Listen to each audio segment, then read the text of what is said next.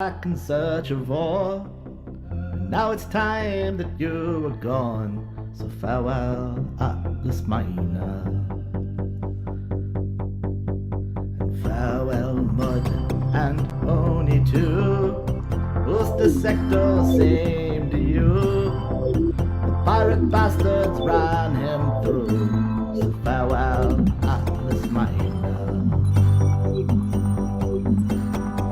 They promised you a diamond mine, but I'll be damned, it's hard to find. I hope there's justice for their crimes. And farewell, Atlas Miner. And farewell, friend, don't take it hard. Getting killed ain't all that bad.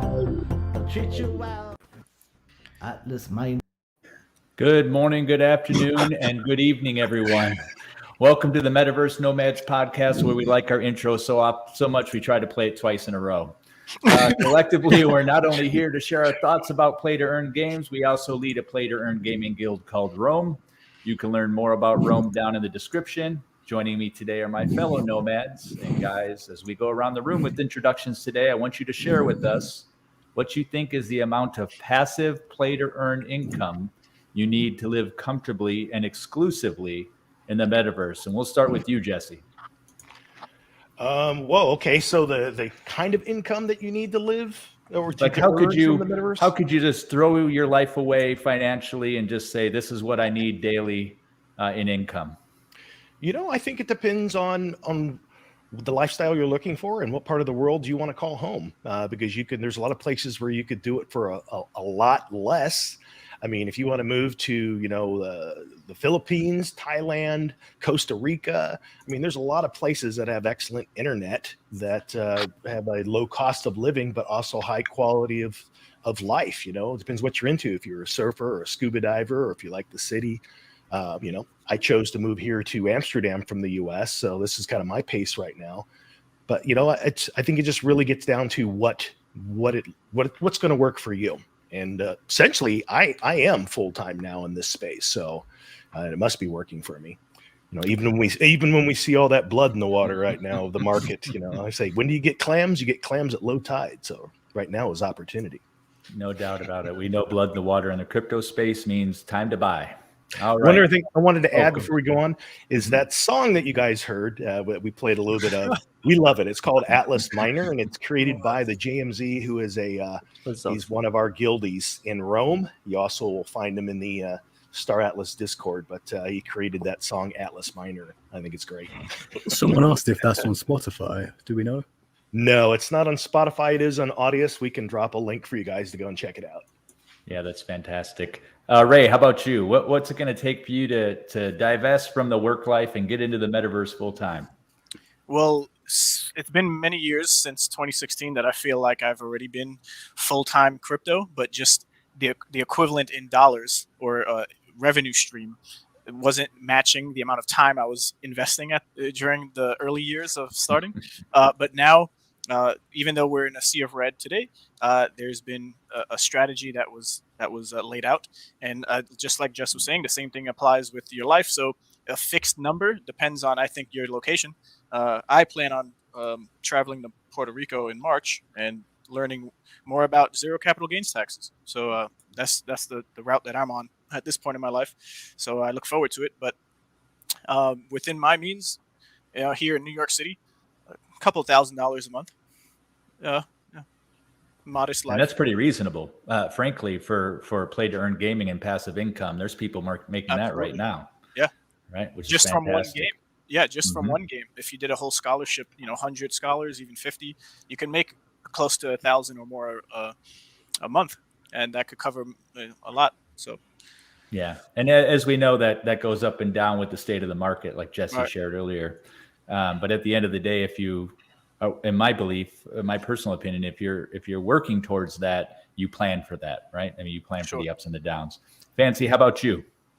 So I know most people would be willing to take a pay cut just because of the fact that it's a 24/7 system. If you're going to work 40 hours a week, that'll be like 4 or 5 days, depending on how many hours you do. But if you're in the play to earn space, you're there 7 days a week, even if it isn't that engaging. Well, I'll be a bit more forthcoming with a specific number because my wife and I have had this conversation. How can I get her to let me stop working a day job? And it's ambitious, but in my mind, if you set a target, if you want to get someplace ambitious, you have to set a target. So I'm looking at a minimum $500 a day passive income to just walk away from it all. But we would like to see $1,000 a day passive income, which it's ambitious and we're not there yet, but we hope to get there. Also joining us today, the NOOT of Chaos, the Prophet of Polis, Zesk. Zesk can be found on Medium writing about Star Atlas, and he can be found on Twitter at Jojo Crypto Quest. He is also a very popular guest on the interview circuit right now, and you can find him on Discord. Zesk, how are you doing today, and what is your number to go full-time into the metaverse? Hello, citizens of the eternal city of Rome. Thank you, Angels, for having me today. I'm so glad to be here with my friends from Rome. Well, here in Brazil, we don't need to be so ambitious to have a comfortable life. And that's a really interesting feature about the metaverse. If we had like $50 a day here in Brazil, you can live a comfortable life with your family. And that's one of the interesting things about the metaverse.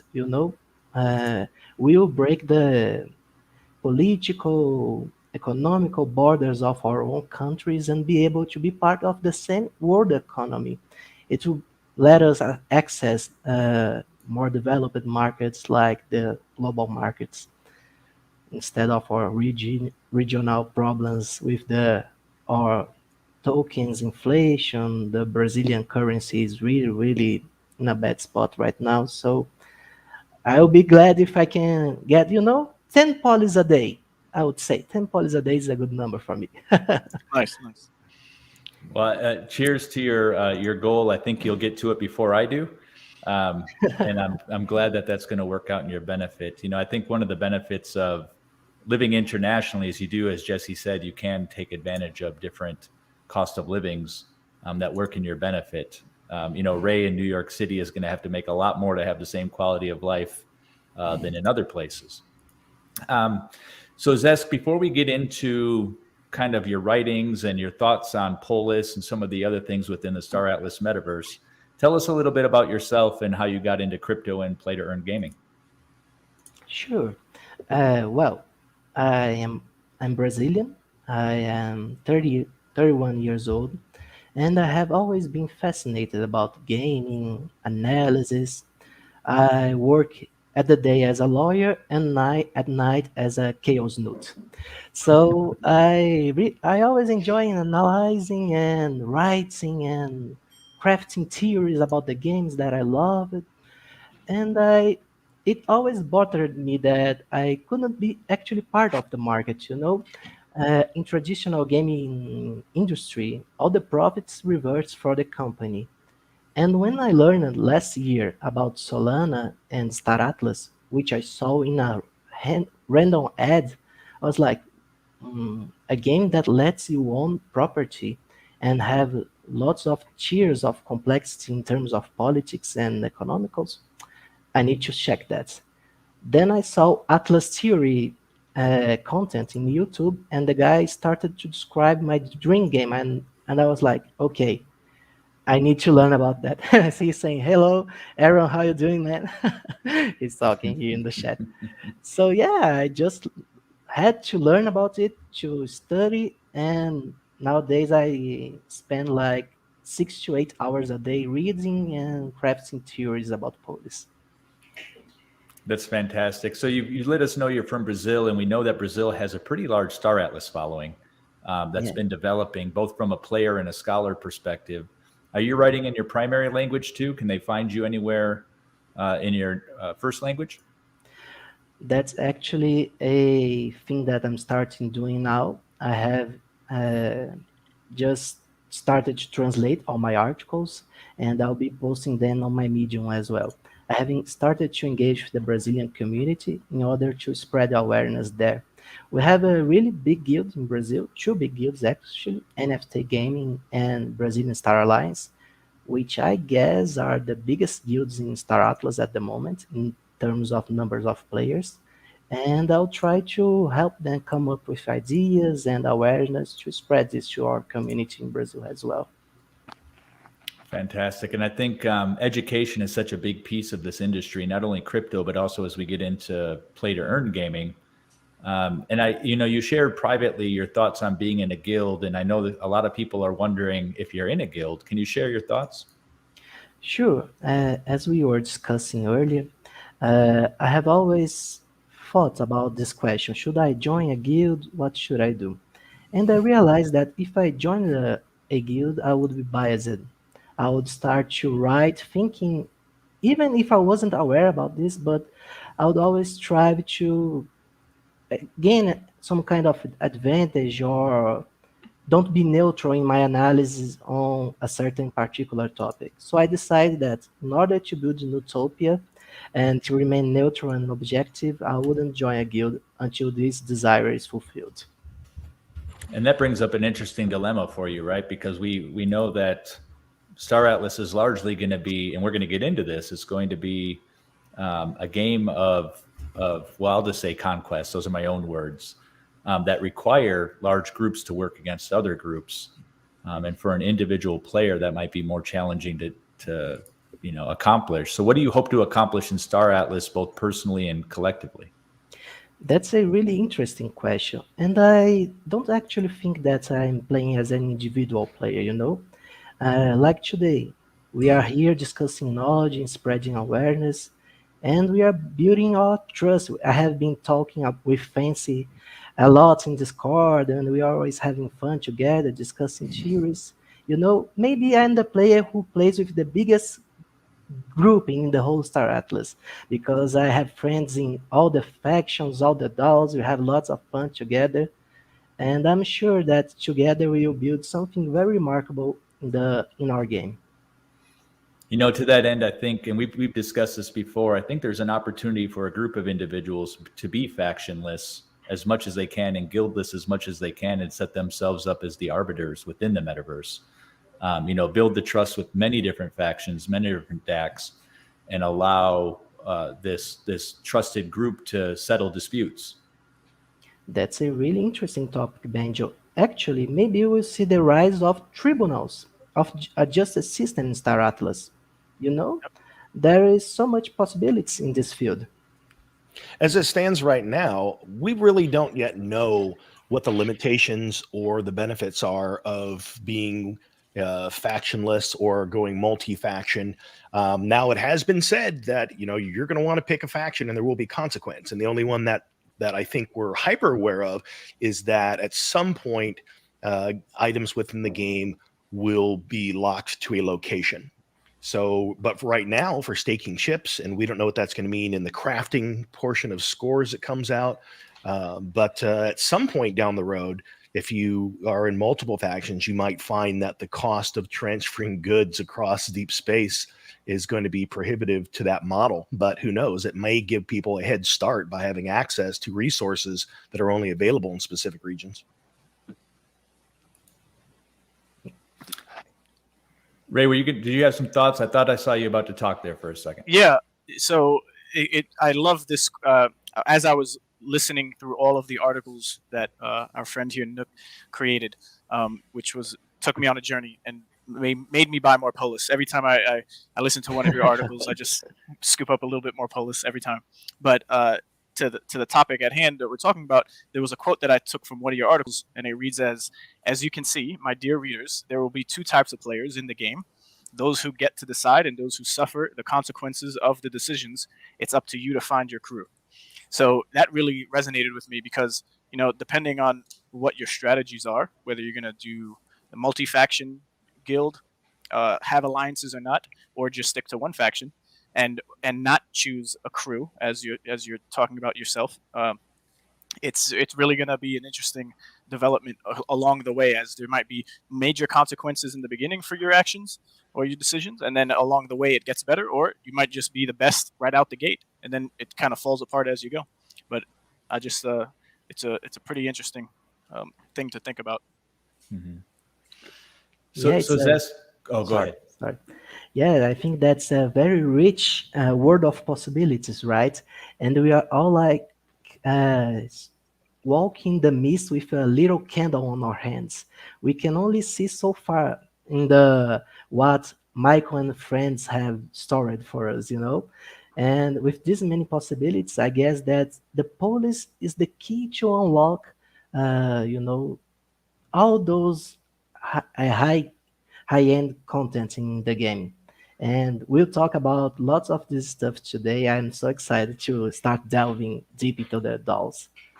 Well, we're excited to have you, Zask. You know, what caught our eye internally with the Nomads is your Medium articles on Polis, and you take a very deep dive and get into some theory crafting on the token, which is one of the things that we love to do together, both on the podcast and off the podcast. So we're going to jump into what that looks like here. Let's bring up some slides, and we kind of prepared some things based on your writing that we kind of go through and discuss. So the first thing that you talk about with Polis is the history, and maybe you can give us some thoughts on why they chose the name that they did and what you learned. Sure, that's a really interesting topic, you know, because when the Greek state started to organize themselves in a political manner, most of them, especially Athens, started to commit with a direct democracy. A direct democracy is characterized by the citizens who actually have a civilian status are able to vote directly in the laws and movements that the police, the city, will make. And in the DAOs of Star Atlas, we will actually do that. In real world, we elect representatives and they vote on the subjects. It's like we give them a blank letter to talk in our names. In Star Atlas, this will be different. We will be the ones to vote on the propositions and the future and motions of our own regional DAOs. And that's really interesting because we are actually responsible now. You know, we don't have politicians to blame ourselves, to blame. We don't have someone to share the burden of our decisions. And it's actually even more interesting because we are putting at stake our capital, our money. When we are talking about Star Atlas, we are talking about our real money, our assets, and that makes our responsibility even more important in this scenario. You know, what's interesting is in the real world, politically, we do the same thing, but we do it through taxes. And we do have representative government. And, you know, different people have different thoughts on democracies. Do you see you have any concerns with kind of the thought that democracy is the wolves voting against the sheep? That's a really interesting question. And it's one of the things that we'll have to wait to see in Star Atlas. In some of my articles, I discussed how many polis would you need to be a relevant citizen. Of course, most of it is speculation, but I think that in the level of the regional DAO, which will be the most important for the common player to participate, to engage, and to learn about, everyone that actually is won a good stack of polis, and maybe it's like 200 polis, 300 polis, will actually have a kind of weight in the decisions. Viticus brought us, we'll see, I'm spoiling the slides, but we'll see later, some really interesting reasonings and possibilities about the number of regional DAOs, of landowners, and you see that even the small man can make the whole difference in an important decision about the police. And maybe in Star Atlas, your vote will actually has much more impact in the small community that you live in the regional DAO. Well, that's a fantastic point. That there are other people who talk about politics that they only really work when you're at the local level, and that describes a regional DAO as you're writing about it.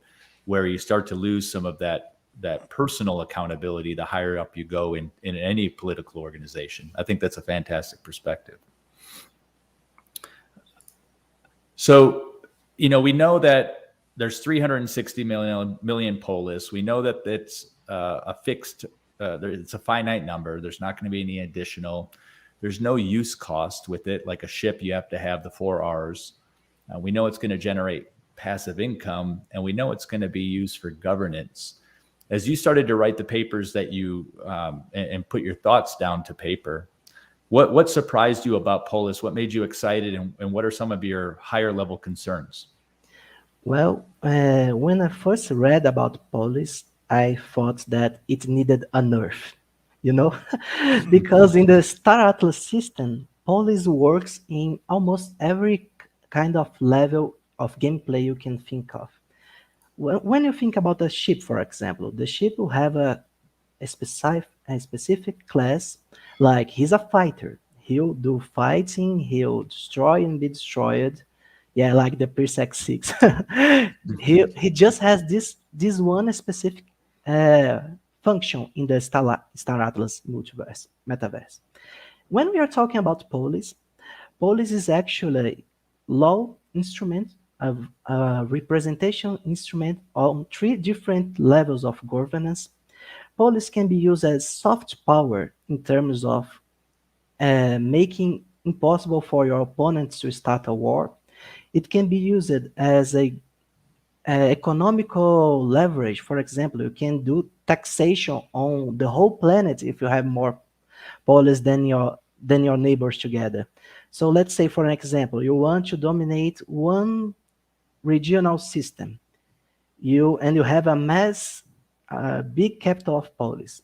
You buy one parcel of land and you start to tax the whole mining operation of the planet. You do the importation and exportation taxes to 500%, This will make the region economical weak. And the fuel price will rise since they will need to buy it from other places and bring through the logistic industries, So Polis has so many different types of use that it almost seems unfair with the other assets in game. And when I first read the economical paper and I started thinking about this of categories of use of Polis, I was mind blown. Fantastic.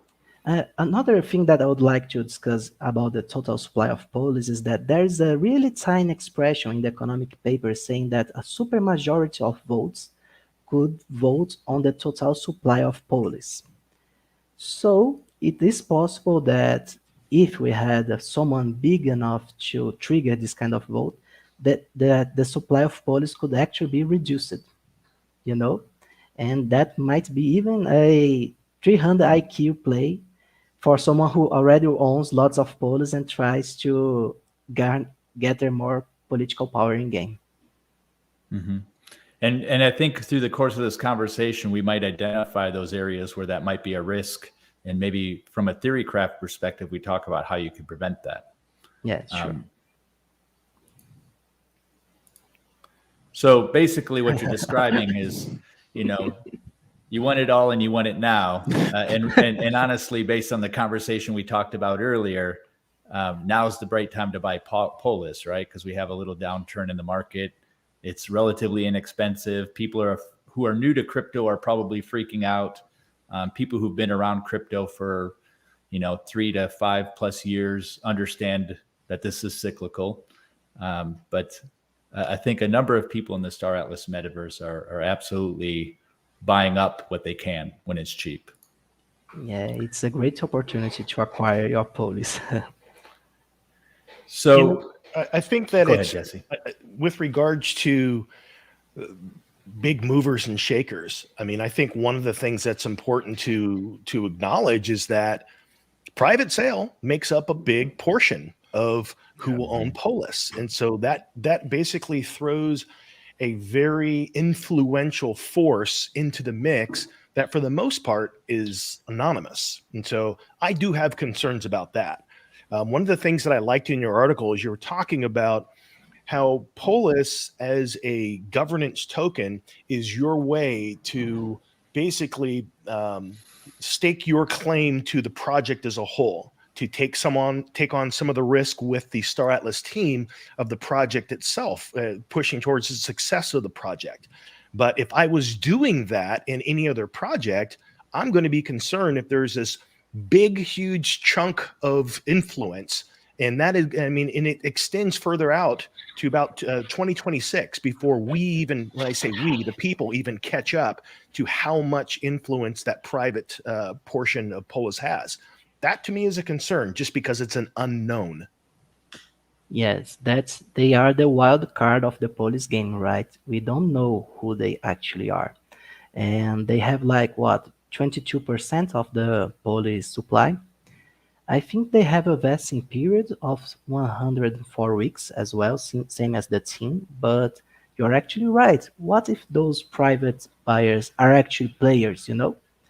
And will they engage in the regional and faction DAO voting, or are they only concerned about, staking and gathering profits from the project? Will they be allowed to play as players? That's something that we should actually ask in the foundation room to Michael when we have the chance. That's a very interesting point you just pointed out. Well, this is something we brought up previously in the foundation room, and it wasn't met with the greatest of open arms.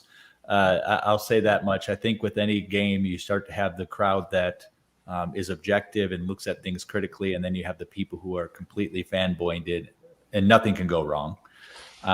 But I think Jesse is spot on that we have to know or understand the ability of the investor class to influence what's going on in the metaverse, or are they just going to stake it and earn a return on it? I'm okay with that.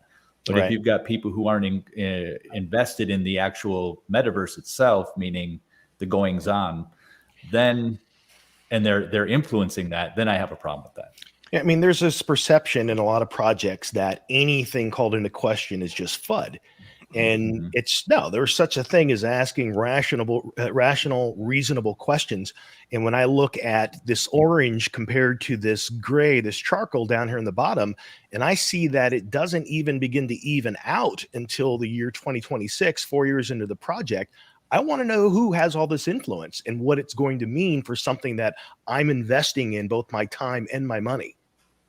Yeah, especially in the long term. And, I could only, a positive that I could think of is that these individuals who are private, holders of Polis, they're groups or entities or individuals that have an interest in the success of Star Atlas. And I don't think they would just sell off right when they actually get any amount or the full amount eventually on any moment's notice. But again, we just don't know enough. Yeah. And in that case, I would say identify yourself and share your intentions.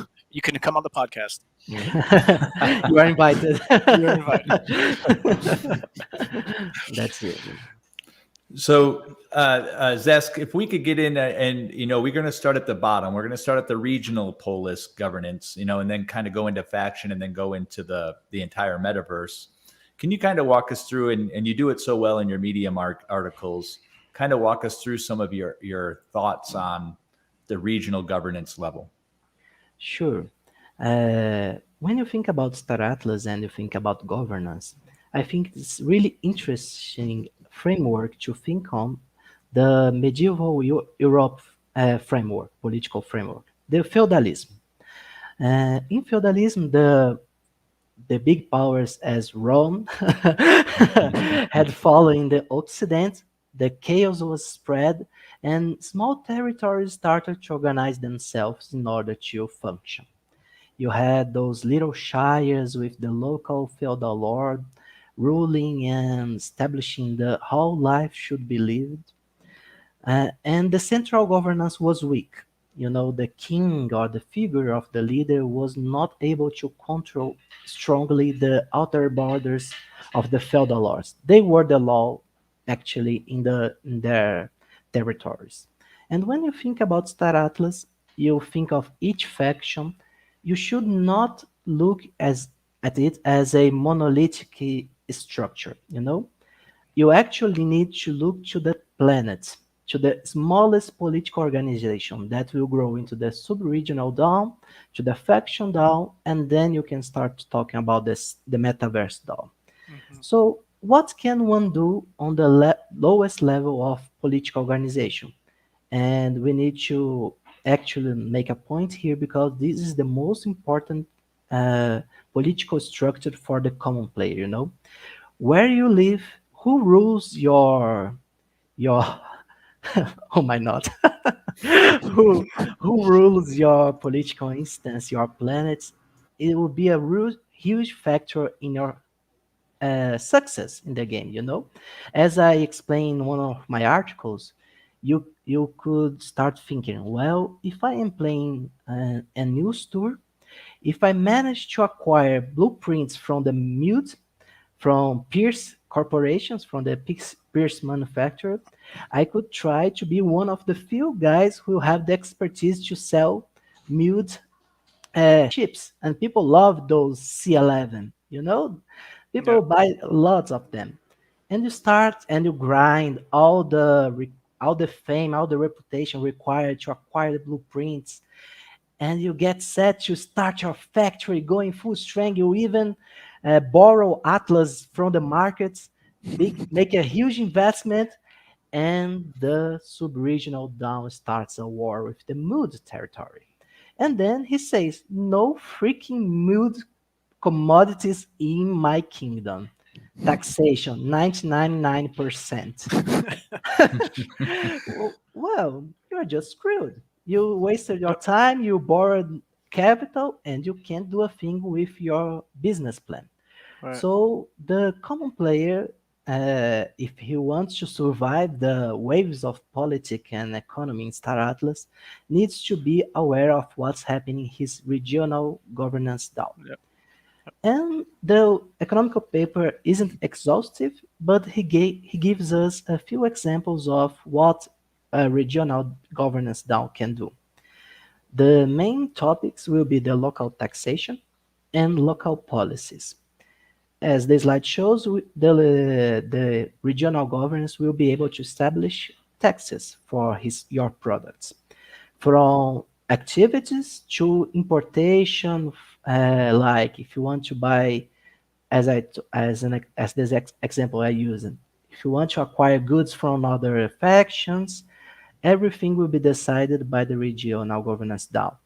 And at this point, we start to see some very interesting things that's going to happen in Star Atlas because, well, we have this regional governance down here, but there is a neighbor under the same faction, you know? Not Mhm. one neighbor, but like maybe hundreds of them. And Yeah. every regional down will be fighting for resources, people, armies.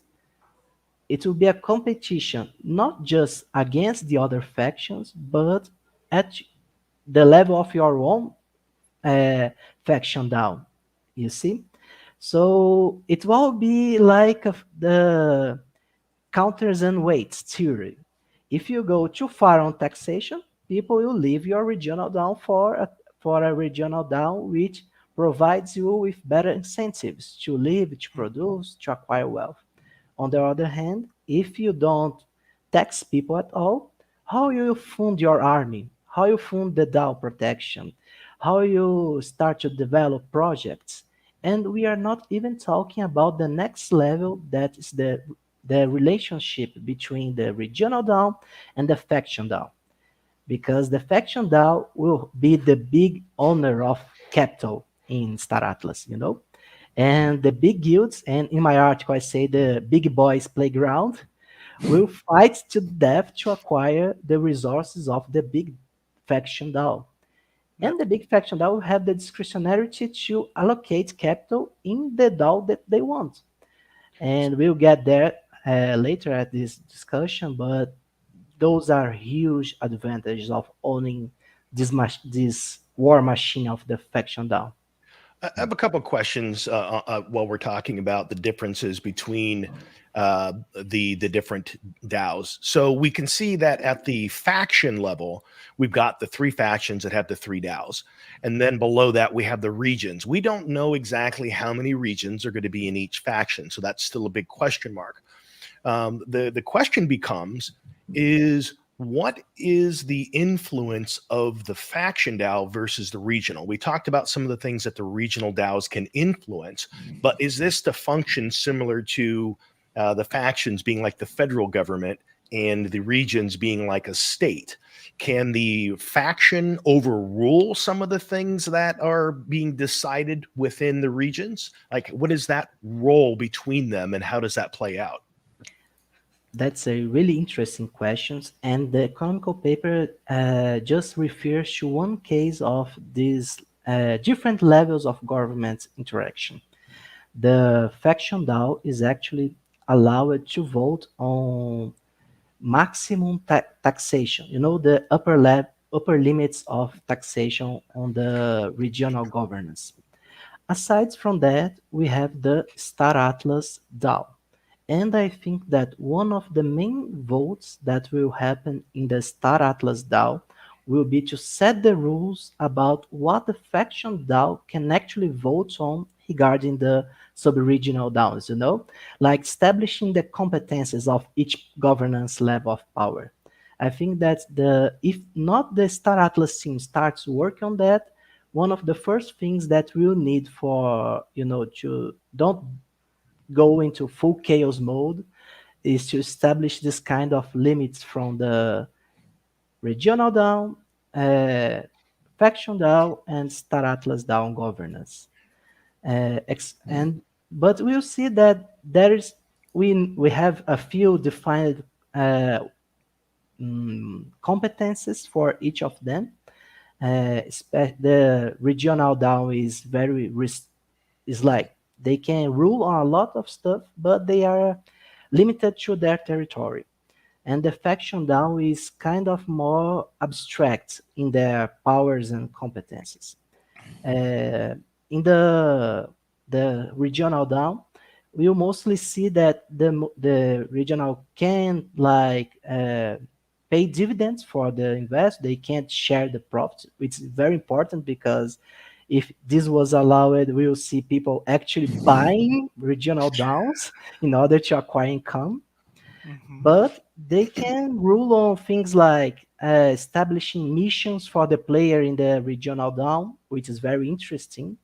They can hire, they will be responsible for defining the military army of the regional DAO and other policies in the territory of the region.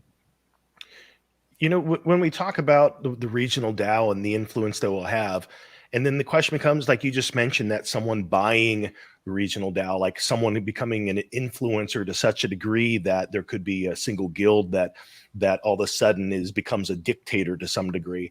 And I'm curious if that is something that can actually happen, because I think that even though the regional DAOs are the lowest tier of influence for the lowest DAO, essentially, it still is a lot of people and a lot of planets. And I don't know if now's a good time. What do you guys think? That just to show a couple of slides as to what actually makes up a region. Yeah, that's interesting. Perfect time. And so I had put some slides together that essentially ask that question. You know, like right now we know there's 3 factions.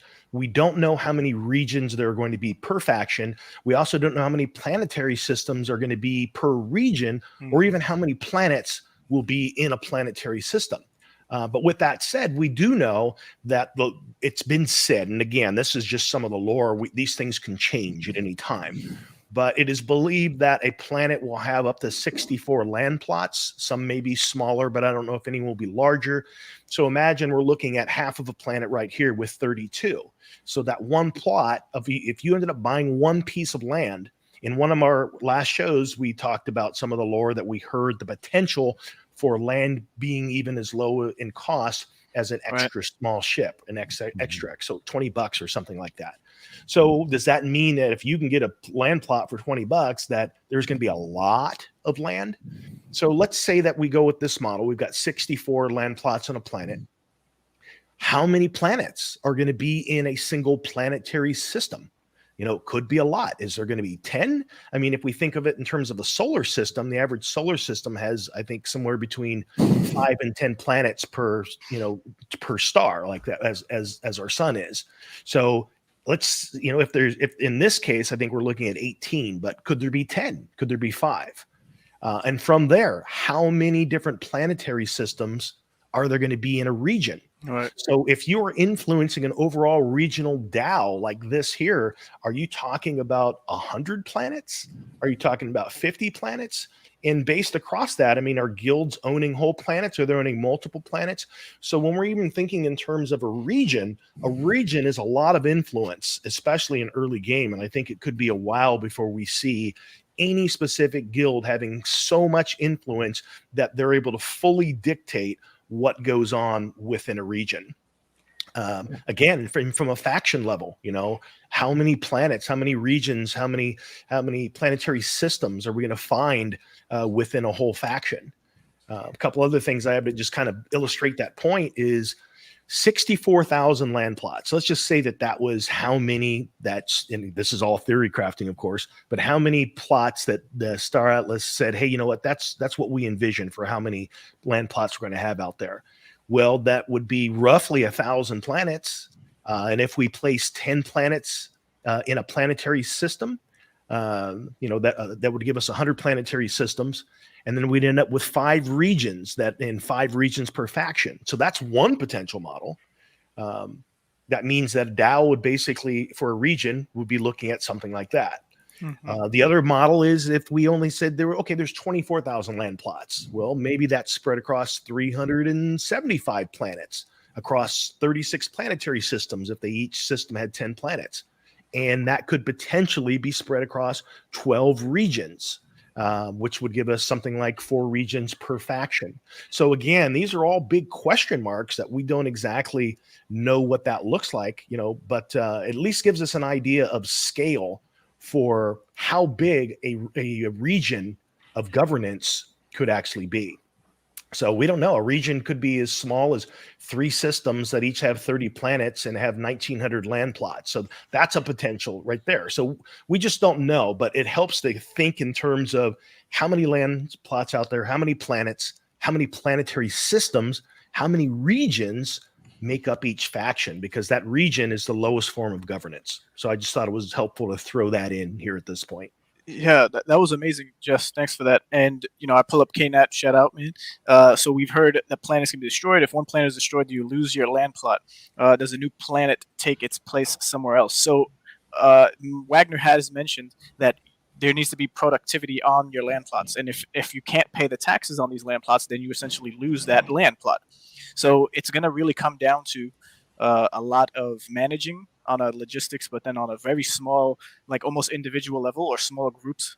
And, there's going to be a lot of interchanging of ownership between plots and planets and these bigger players with Polis, to get to the questions soon, KNAT, but these bigger players with Polis that are going to eventually get theirs within 4 years gives enough time, I guess, this is the way I'm thinking about it, for guilds who are serious about the game, who want to be around and help develop the game, to have control and build out whether a regional faction or a DAO faction, or to buy more Polis, because the intent is not to sell it off when there is a boom in the market, and to help build out the game. So if a planet can be destroyed, not necessarily. I think there's going to be a finite, or maybe not. I don't know if we know that or not. Because if there's going to be a finite amount of planets, then there's that fighting that takes place of destroying a person's resource or mining rigs to then acquire it and then start building out, and then to remineralize planets. Then that's going to be a thing. I don't know if you can destroy a whole planet, but you won't be able to get the resources from that planet. They might be depleted, and then you could remineralize it with the same one, or you could. I don't know that. Do we imagine that the planet would be limited to the deep space zone rather than zones 1 and 2? Yeah, I don't see. Seems quite simple, really. Just where you'd place it, really. And we get this comment brought up in stream: destroyed. It can mainly just go away by using up all the materials on it. Right. So Right. yeah, it's quite interesting to think if planets can be destroyed, but I doubt it. It's really Well, I gone. think the other thing we have to consider that's been said is the DAOs really only happen. Um, they don't happen in the high risk zone. I mean, that's Wagner's pretty much said that there will not be some level of governance that shows up there. It really is a free for all. But Zesk, what are your thoughts so I far on what we've been saying? I have found that those slides very interesting and kind of worrying when we think about the power of policy, because, well, for to be part of the regional DAO, you actually only need to own one land parcel, and to, of course, to have policies taken in the regional DAO. As Jess would say, can we imagine a kind of dictatorship happening in Star Atlas? Well, I think there is actually a big possibility due to the emission pool rewards on the policy staking. Uh, Actually, this is right the correct slide that I wanted to talk about right now, because 40% of the whole poly supply will actually be paid to the ones who already owns polys. Let us say, for example, if we who already owns the polys, as soon as the DAO staking starts, only those who staked those polys will get access to those 40% polys that is in reserve for the mission pool. And if you think about that, that's actually a big chunk of investment. And if you think that the private investors already have 22% of the poly supply, if they are actually staking the polies, they actually have their hands on lots of potential polies Right. strength, like 62% of the Polish total supply would be actually in the hands of those investors if they actually owned all the polies in the market. And maybe, just maybe, there are some guilds or DAOs that are actually thinking about constructing their lore and missions in game to actually be villains, you know? Mhm. Because this is the kind of content that attracts some kind of people. We have, and I'm not talking here about pirate DAOs. I'm actually talking about people who want to be like the Empire of Star Wars, like Darth Sidious, unlimited power, and start conquering this world. This is a full possible. This is an idea that one guy actually talked with me before. I will not name him. He is a member of our Discord. That he actually is thinking about starting something like that, and I was kind of shocked because this real money from real people, and you are thinking about starting a dictatorship in a game, but it will have impact on people's lives. And I was like, it's surprising, but it's also interesting at the same point. How will the community react to a kind of stuff like that? We don't know. But it makes the game more complex and more interesting thinking about this kind of possibilities. Mhm. Well, I think you're onto something, and I think there's a lot of people who have this idea that there'll be an egalitarian society within the metaverse. But often we've talked about looking at other games as proxies for what's going to happen, and even guilds with the best of intentions, who put their best foot forward, could turn into that empire type of environment, and become tyrannical. And then the question becomes, how tyrannical can they be? Do they have a lock on power, or can they be influenced against, either through the political side or through the in-game side? And I know in Eve, there's been some major wars that have happened because of this type of dynamic that we're talking about now.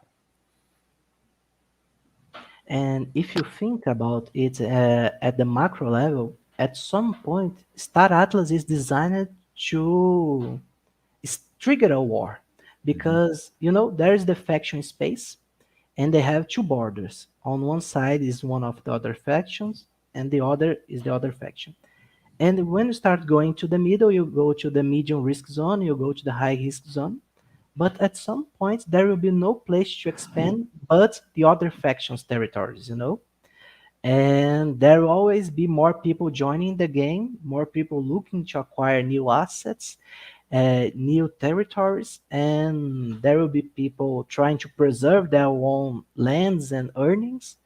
So at some point, if we don't have a real strong leadership, war is bound to happen in a large scale to accommodate the interests of the new player base hungry for the share of our universe, you know? Wait, you bring up an interesting, well, maybe I just thought of the idea while you're talking based on what you said, but it would be interesting to see a representational government that starts at the regional level, where if you're a regional DAO leader, if you will, that entitles you to a vote at the faction level. And then at the faction level, if you're a player there, that entitles you to a vote at the metaverse level. That seems like that might stop some of the issues that we're talking about here. Yeah, and it's really interesting because that's exactly what happened in feudalism. You know, as soon as the warring states started to get out of control, the central power was growing. So maybe we'll see this kind of movement happening also in Star Atlas. Like maybe we start to build coalitions and starting to nominate representatives from the regional DAOs to decide things on the faction DAO level, which in turn bring things to the Star Atlas metaverse. Like there will be a whole new game only for the Polish citizens to play. If you don't want to go space and destroy ships, you can actually play as an ambassador, a diplomat, a lawyer, like we were talking earlier. We could start a justice system in Star Atlas. The cool thing is that it's all open possibilities for us. We will decide how the game will play out at the end of the game, at the end of the day. And that's what makes Star Atlas so interesting. It's like a real expression of the human nature without the bounds of the physical world, you know? And that's just awesome, in my opinion. The one thing I think may be a little bit different within Star Atlas is when we think in terms of governance, like if we all of a sudden we had a country and our objective was to run this country in the best way possible for the people, we're doing it for the people. Star Atlas is staged in such a way that it's staged specifically for conflict. And so I don't see too many people utilizing governance for the betterment of all. I see them utilizing governance for self-interest.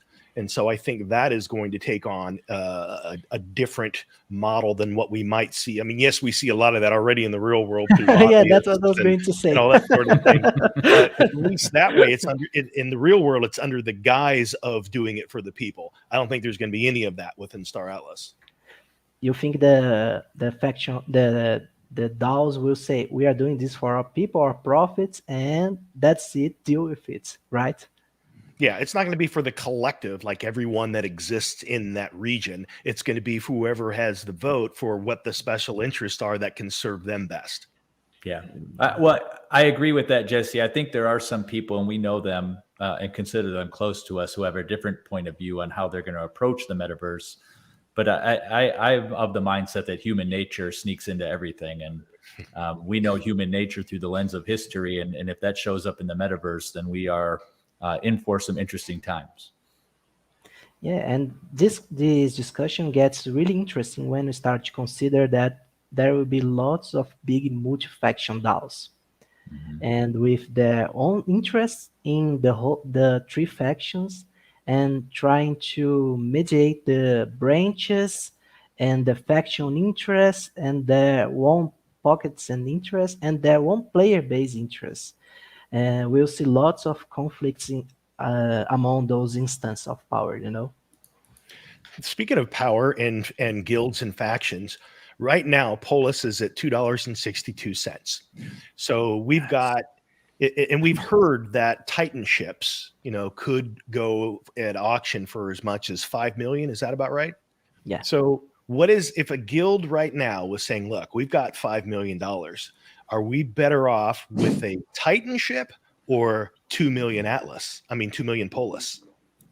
Which one serves you better? That's a really interesting question. And if I were to answer that, I would say if they bought all this money on Polis, they would likely, at the present moment, take in consideration that the Polis reward curve starts bigger now and goes declining over time. So the big chunk of the 40 be paid at the beginning of the policies taken down, I would say that they would probably own a big piece of the Star Atlas metaverse through this policy. It's interesting. This conversation's coming up because it affects me personally. Having just sold our house in one state and moved to another, we have some extra money that we might want to play with. And my wife and I came to the decision that I'm going to put some into Star Atlas. And then my personal decision making was, okay, will I do ships? Do I save some for Polis? Do I save some for mining? And my gut tells me right now where I'm at in my head is I put a large portion of that into Polis because it allows more influence. So I think a lot of people are going to be going through this decision-making process over the next 6 months. I guess we just created Julius Caesar of the metaverse, guys. I am not a whale by any stretch. You're in an interesting position or situation because a lot of people would lean towards ships simply because they can see an immediate return, as where Polis right now is a little bit more of a long-term play. But because the attention is on ships, Polis, in my opinion, is heavily undervalued. So I think the opportunity's there as you're kind of finding for yourself. So yeah. 100%. Hey, Zesk, before we move on to faction-based DAOs, I do want to address some things that you wrote in your Medium articles about the regional governance, because I do think that it's going to help people understand how they'll show up. Specifically to the military protection, the internal security, diplomacy, and the budgeting. Can you give us your thoughts on that? Sure. As we know, in this framework of the feudalism in space, we'll have many actors in all levels of governance always watching each other.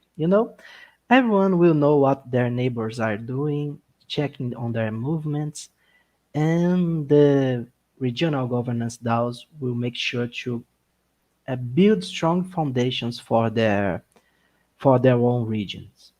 At the risk of being conquered by another foreign powers or their own neighbors. So we'll see that actually after Jesse talk about the human nature, I'm not sure how they will actually spend those their money on those policies. Maybe they'll try to fill their own pockets. But if I were a governor of the DAO, I would actually try to focus on making a real good funding for our military protection, especially for the supply routes. That's something that we were discussing earlier, that people don't actually pay attention to this kind of details. But if you are talking about those big regions in space, we are talking about if anything happens in one corner of the region, you need to mobilize a huge fleet to answer this call, to address this problem. And when we are talking about that, we are talking about fuel, we are talking about food, we are talking about ammo, we are talking about toolkits, and everything will need to be coordinated by someone. And this is the whole, let us say, of the regional governance. And if we don't have a good administration of those local policies, things will start to fall apart. And this is one of the scenarios. I don't know what you guys think about this, but I'm actually thinking that it's very possible that it will be total anarchy on Star Atlas for a good time, until we can get organized in a more or less stable order or alliances forming to actually pacify things. We'll see lots of chaos in the early days of the game. And to that end, I think the guilds who are planning for this are going to be set up better than the ones who really aren't thinking they're this strategic. That they're not going to this level. They're more worried about building a guild and getting out on Twitter and talking about all the stuff they're doing and the money they're spending. But at the strategic level, the guilds who are really in this for the long run and want to get to the end game, this is the type of thing they're talking about now. Do you think that the military protection is strictly a way to fund players in protection, or do you think there'll be an NPC component to it? I think it works like the staking we have in Score right now. you let your fleets under the regional governance care, and you receive atlas from the treasury from your ship staking. So they will use the staked fleets from the players of the regional DAO and pay them with the score money. I think it's gonna work something like that. And from the homeland security perspective, the internal security, how do you imagine that showing up? That's a really interesting topic that I would love to hear more from Michael and friends. I have read and seen lots of people speaking about espionage. It will be a major factor. We all know we don't need to shy away from this theme, but the big DAOs, the big guilds will always be targets for espionage. And it happened with me, a very interesting case that when I joined one of the guild DAOs to talk, discuss policies, etc., one of the members actually, who are you? Why are you joining our Discord? What are you doing? I was like, not. Noot, Noot, come in peace. Noot, peaceful Noot. I was my luck was that one of the members actually read my papers. He's the Noot who writes the articles about police. He's a friend of our guild leaders. Don't hit the Noot. He's a friend. And Right. they let me in and we start talking but this is really interesting. This episode was really interesting for me because people are actually starting to watch their internal security. And as we know in the modern world, information is one of the strongest forms of power. And in Star Atlas, this will be especially relevant. And I talk about that a little bit in my article about policy because if you manage to deploy a fleet without being seen, and the ONI faction is really good for this endeavor, you are actually in a huge advantage due to the logistic necessary to mobilize a big fleet as we are discussing. And if you have the correct info, if you have the correct contacts amidst the different corners of the Star Atlas metaverse, you can actually learn lots of interesting things.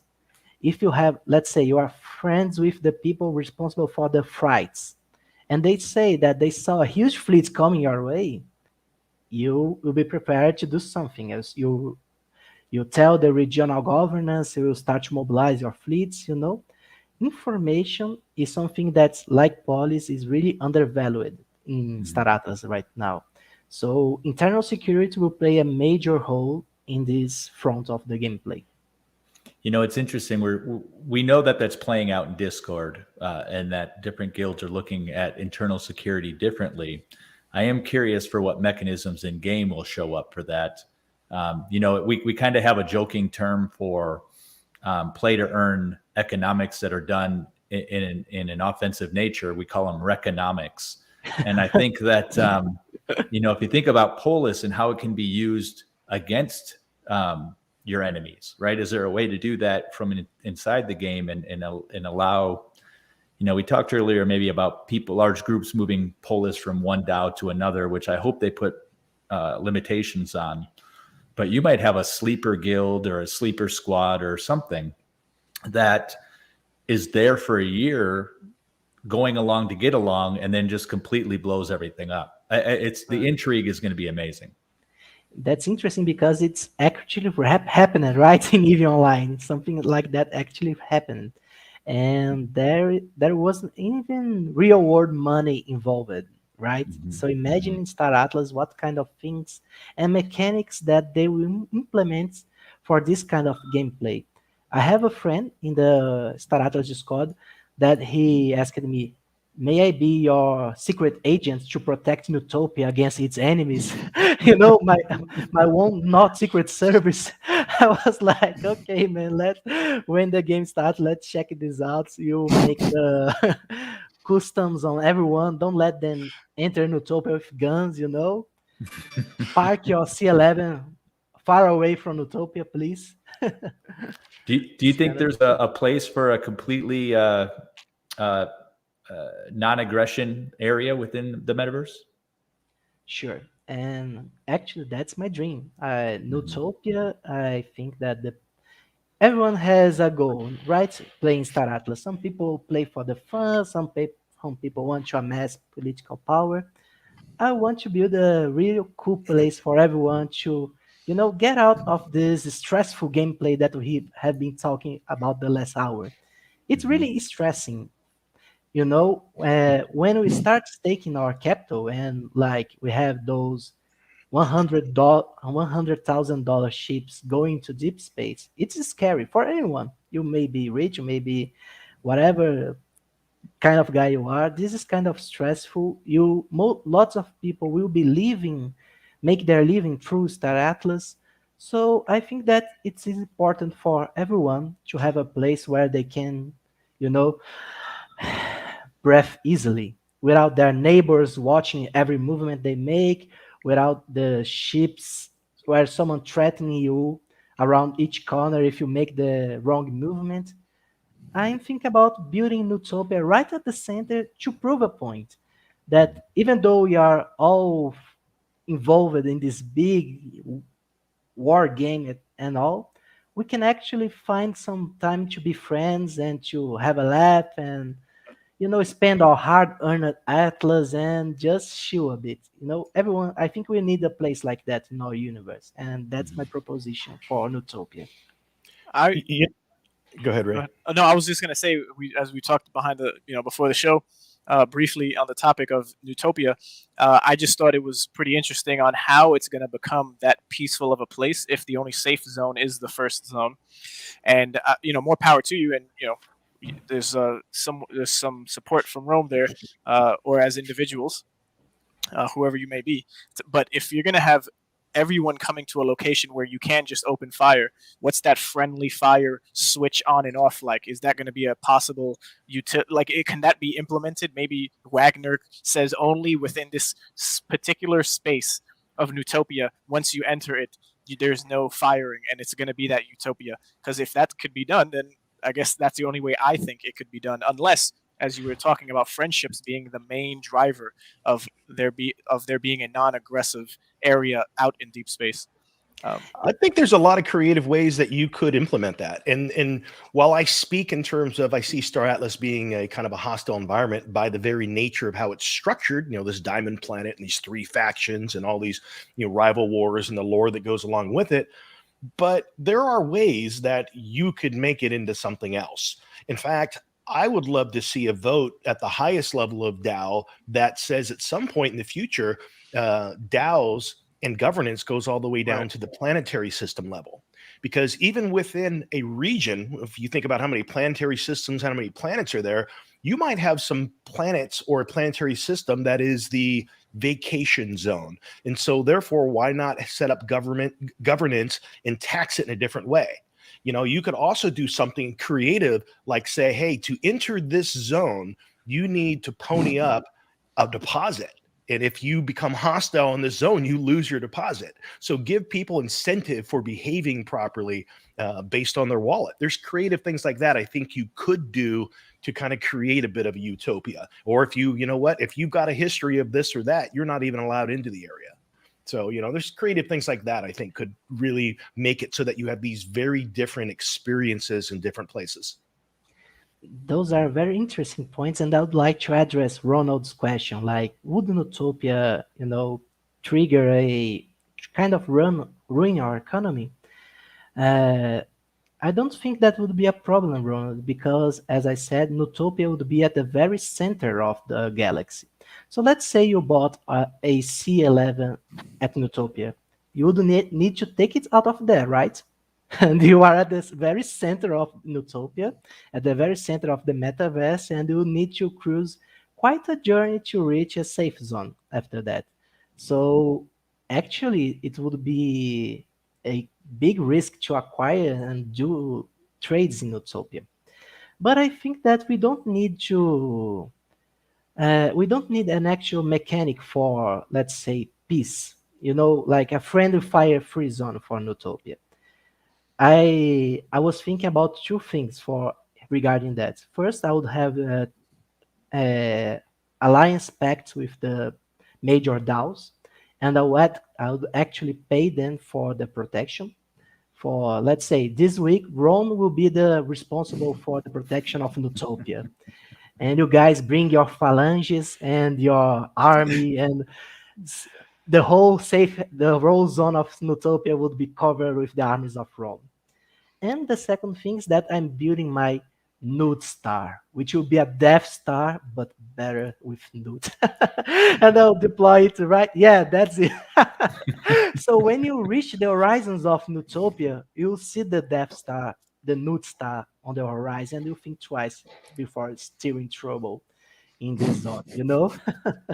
The NOOT is friendly, but the NOOT actually writes all those evil thinking articles about police. So I need to be able to defend myself, right? At some level.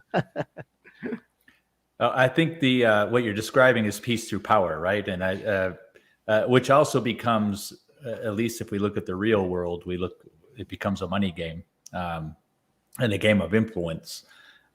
So it's going to be interesting. I like the idea of a rotating defense corps because that creates, I guess, more of a neutral understanding that somebody else is going to be in that position of power in Utopia, for example, maybe in a week or a month. Yeah, I want Utopia to be, let us say, everyone is very concerned about acquiring and having power. Utopia will be, let us say, the negation of this status quo. Utopia will be strong because it doesn't hold itself power. It will be strong because it's like Switzerland, a place for people to sit together, who is always neutral, who won't involve itself in the other people's affairs, and welcome everyone for every corner of space. Even for the pirates, it will be a good place to exist because it will be one of the few places that they will be allowed to join peacefully, you know? Everyone will have a place in this neutral ground where they can actually have a good night of sleep with their assets being protected. What do you see as like the primary economy in this utopian area? I think that will deep in the police game, you know. I want every ambassador, every political agent. I want casinos. I want people with their stories in Utopia. I want to be an area that people can actually enjoy a day, and lots of tourism, you know, like you'll be able to rent, to go with get your NPC avatars and go inside a Augrica Asterix and just fly through the different zones in space, seeing the beautiful Eugene 5 graphics in the space. Lots of leisure and places for people to hold meetings and discuss alliances, strategies, a place for diplomacy and leisure. Yeah. Yeah, that's about it. I was asking if in your writings, and I'm actually really curious to hear your thoughts on this area of the faction piece, because you just put out some additional information or a new Medium article on it. But why don't we start with the faction governance piece now and kind of talk about your thoughts on how it's going to be used, how guilds or DACs or maybe even the factions are going to work together and against each other. Well, the regional DAO is interesting enough on its own. But when you think about the faction DAO, it's like regional DAO with steroids, right? The faction governance is like a body composed of hundreds, as just showed us. It could be actually formed about hundreds and hundreds of systems. And every single player in each of the land parcels will have their own desires and ideas about how this big treasure that everyone is working together to build should be used. So the big political arena of Star Atlas will be, without doubt, the faction governance DAOs. Because aside from the big heavy vaults full of polis and atlas that they will have, they can actually trigger very big movements that I called on my articles macro movements.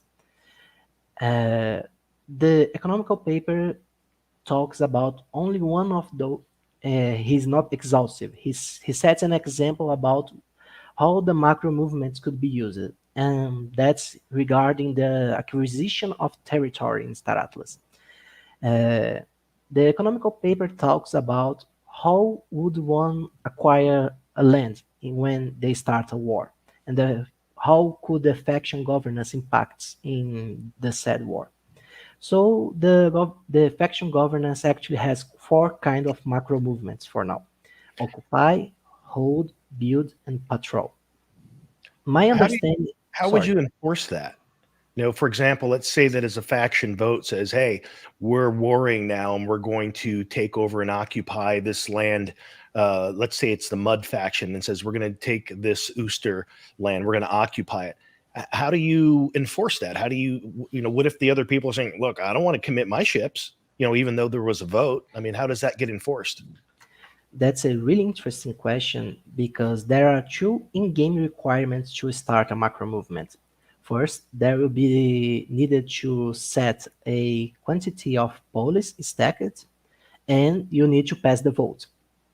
So we have a majority voting on one of the sides, and we will need some capital in form of polis stacked on the.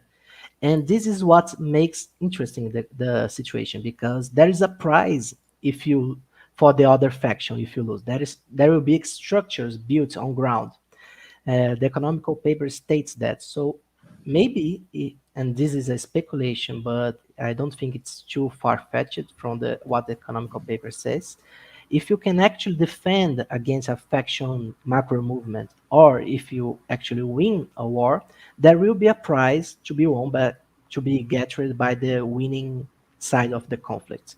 And this is why I think that faction macro movements will mobilize the whole, if not the whole, a large portion of the players in the faction DAO, because there will be blood in the water and money to be made, you know? So the incentive is the reward for participation. So I think with the reputations and factions, if on like the regional scale you set a goal of we're gonna take this, there would be like the reputation incentive. It'd be like a quest in it, like in itself. Yeah, for sure, you acquire reputation with your faction, and maybe the most important part of this is that you actually acquire land for yourself, you know? If you are part of these war efforts, there will be a whole new solar system with lots of land parcel to distribute among your allies. So let us say that Rome starts a war, and you guys are actually successful and captures an entire solar system. As we saw in the other slides, there will be each planet will have 64 parcels of land, and you guys will distribute those spoils for your core supporters who actually fought in the war with you guys. So it's like a self-feeding system. You start the engine of war, you acquire new lands, you reinforce people support to your cause through land giving, through polis and atlas paying. You get stronger and you start the next war. That's why in my articles I said that the faction DAO is so very important, because they are actually the biggest and stronger uh, structures of war in Star Atlas. And as we saw in the macro movements, each of those macro movements will give buffs for the fleets fighting the conflicts, you know? So we will actually get stronger, and the victory might be more achievable if you have the support of your faction in that war. And that's another point that's very interesting, and we need to consider very well, very carefully, because when one faction issues a macro movement, it's like they shot the first, let's say, the first ammunition of their weapon, because there are so many movements a faction can make at a set period of time. So if let's say the Mute started a Occupy movement against the Ustur, the Onis are watching, and they know that the Mutes have one less macro movement to make. so they might be vulnerable in the borders between the ONI and the NOOT faction, you know? So it will be like a big chess board being played by thousands of people at the same time. Most of the people will not be even aware of what's happened. They will just war and join and go with their fleets. But the ones that own the big capital, the ones that hold the police, who are actually responsible for the movements of the faction down, they will be like very carefully studying each and every movement made by any of the factions, because if you have more macro movements, you can give more buffs to your troops. You can strategize and mobilize your fleets in a more efficient manner. On the other hand, if you have the first mover movement, you may get your opponents without any preparation. So you might even blitz them up and capture their territory before they can ever respond to your attack. And this is very fascinating for me. Another thing that I would like to point out is that the acquisition of territory will not be quick at all. In the economical paper, we see that how the acquisition of territory works. Okay, let me explain. You first, can we go back to the previous slide? Sure, one moment. Sure. When let's say that we decide to conquer one land, we'll need to first occupy the territory. It will trigger an event in Star Atlas, and this territory will be considered contested territory. There are 4 steps until you are from occupying to conquer the territory. And you need to hold let us say, there will be a victory factor involved of somehow, let us say, if you control X planets in the system, you start to gain victory points. I don't know. This wasn't disclosed yet. But there will be some kind of account Reward. for that. Yeah, rewards in this calculation. You need to every step of the acquisition of the solar system, of the star system, will take 2 weeks. And since there are 4 steps, you can imagine that even in the best case scenario, it will take a whole 2 months for us to conquer a territory. And that makes what we are talking about, the macro movements, even more important, because when you are doing this macro movement, you are locked in a 2 months war on that territory, at least. People can, push you back for 1 week, and then you have to start the whole week process again. We don't know how this will play out, but what the economical paper implies for us is that this might happen. So each movement will need to be very careful considered, because you will be locked. Your faction will mobilize their fleet to that point in space, and all your other borders, all your other territories might suffer from that concentration of troops. There's the other side of that too. So let's say that in the ONI faction, that there is a faction vote that goes to war. And so based on that, there's probably now some reward system, some things that can be earned from participation. But if we know that this is going to be a several-month occupation, as a guild, we have to ask ourselves, do we want to allocate the resources required, and are those resources allocated going to be worth the rewards that we receive? In addition to that, the other question I have is, how is loot dispersed? If there is land, there's things like that. Is it a round robin system, or is it someone doling out? Is it the DAO body, the faction doling out the spoils of war? So I think there's a lot of considerations, and just because there is a vote to go to war, I think each individual participant is going to have to decide for themselves. Is the time for us to do it? Is it worth it? Do we have the resources?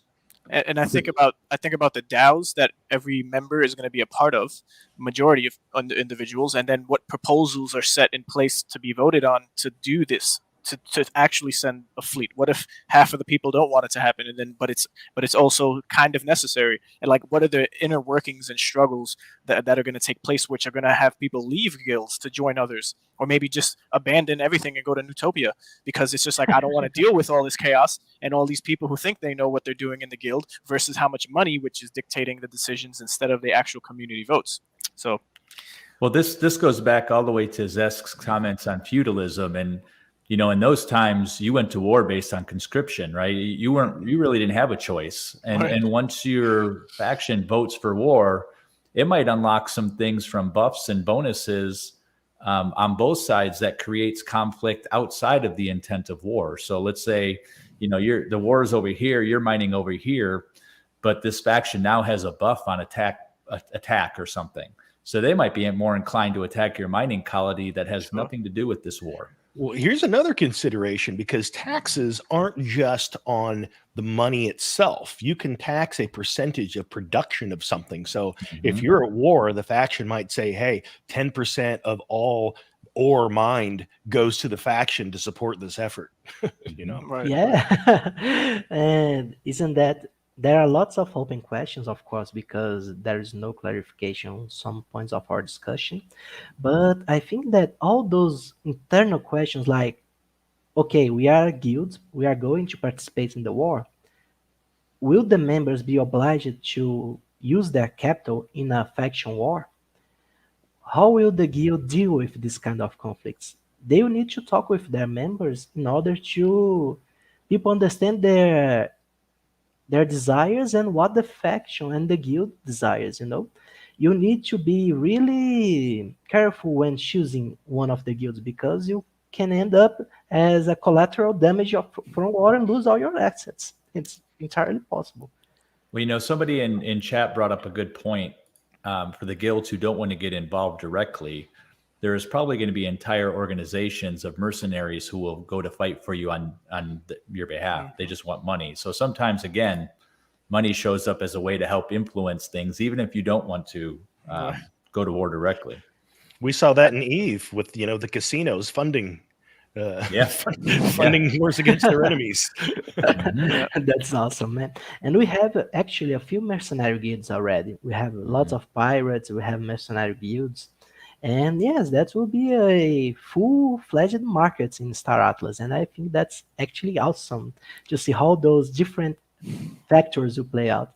We even might see assassins, people who put bounties in other heads and to destroy one person in particular. I want to share a thought on these big VCs or money that comes in that guilds are responsible for. So it's not their particular ships or bank account money that's invested into Polis or a particular ship that's going to go to war that they feel that they could sacrifice, but the accountability and responsibility of big bucks that are in the hands of these major guilds. Just because a guild shows that it has multiple millions doesn't mean that they're going to have they're going to be a force to be reckoned with when it comes to war, because these VCs want to return on their money. And if you're going to risk the ships and the assets that are going to help potentially win the war, depending on how organized your groups are to fight out a war, outside of the mining rigs being at stake and abandoning the planet and what's at stake on that end, are you even allowed to do that? Like, what's the details with that contract? They want a fixed rate amount or variable, whatever it is, but you can't use these assets or these ships that are being staked under no circumstances. Although you'll be earning 8x rewards in deep space where all the fighting and the war is going to take place. So now that's another variable into the salad bowl or tomato, if you want to call it, of how a bigger guild that seems intimidating won't even partake in any war, right? They're going to do more maybe political things, Polish-wise. And then if you have everyone with big ships who are willing and able to risk it all, depending on the agreement with big money, those people would potentially win wars because there's a black hole of money to just reinvest or to pump back in. Right. And then there's also the consideration, let's say that you do go to war, and let's say this is a long drawn out costly war, and even so you do win. you have still now positioned yourself to be a target for someone that has the resources that was not even engaged in that war to begin with. So if you had a war between, say, Mud and Ooster, and both of them are wiped out with resources after the fact, we could be like, which one do we pick off? So, I mean, you have to consider down the road, even beyond the engagements that you're involved in that immediate future. Yeah. Imagine how much money the insurance industry will make in Star Atlas, right? Yeah, we've talked about that. Both on and off the podcast, is when real money gets into the insurance industry and the play to earn world, it's going to be really interesting. In some ways, it will probably solve some problems, but it will probably create other ones as well. Yeah. So in reflection of the faction DAO, and we compare it to the regional DAO, do you have any thoughts on how people position their polis? You know, it seems to me that you'll only be able to play one game. Do you go long in regional and stay out of faction, or do the big boys play with the faction and stay out of regional? What's your point of view on that, Zesk? Yes, we don't have much clarification about how you can move your capital between the different DAOs. But assuming that you have to lock your capital in the faction DAO, I think that most of the big guilds will actually have big trusts or big funding of polis just focused on the faction governance, leaving the regional DAO to their players' own polis reserves or something like that. I think that the multi-faction DAO especially will focus on faction governance because, well, they need to protect their assets and they are the ones more vulnerable because they have their branches very far from one another and they will need some sort of protection, and that will come as the macro movements from the faction governance. That's my opinion. You know, what I'm gathering from this entire conversation so far is the need for some level of faction level conversation between some of the larger players, right? There has to be something where you're already talking about circumstances that could happen in the game and how collectively you're going to approach them. And I think the factions that do that work ahead of time or more robustly will probably have an advantage. You know, I know that right now that they have the UN of the metaverse. I forget what they're called. And I see some issues there because I don't think they're being fully respectful to what's about to happen at the regional and faction level. But do you see a need for the factions to get together ahead of time? I believe that maybe let's us say, people like Rome from a single faction guilds, it would be wise of them to join the other big guilds from their own faction, at least to establish some limits between what faction governance will look like, because the worst case scenario is when big factions, big guilds start fighting on their own factions. The faction governance will be actually paralyzed because they won't be able to make the macro movements and they will try to undercut each other to protect their own interests. Right. And their opponents will be able to capitalize on that and acquire their lands and territories. And then that's why I think the multi-faction template that many guilds are going with might be at a major disadvantage because their voice is going to be much less impactful as far as votes if they're going to divvy up what their assets are and their manpower. If we're talking polis for voting, to have any type of say, it's going to be just not enough. And they're going to be at the hands of the decisions made by those who are bigger players and holders. And you're always going to be questioning their motives, right? When you've got a multi-faction guild who's a big player in each faction, they're always going to be suspect because now we have factions going against factions, and when you're in all of them, it's well, in my opinion, like I said, it's just going to put you up as suspect.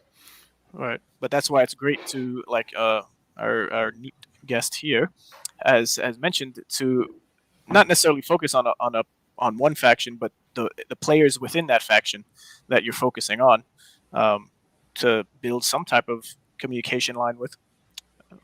That's important.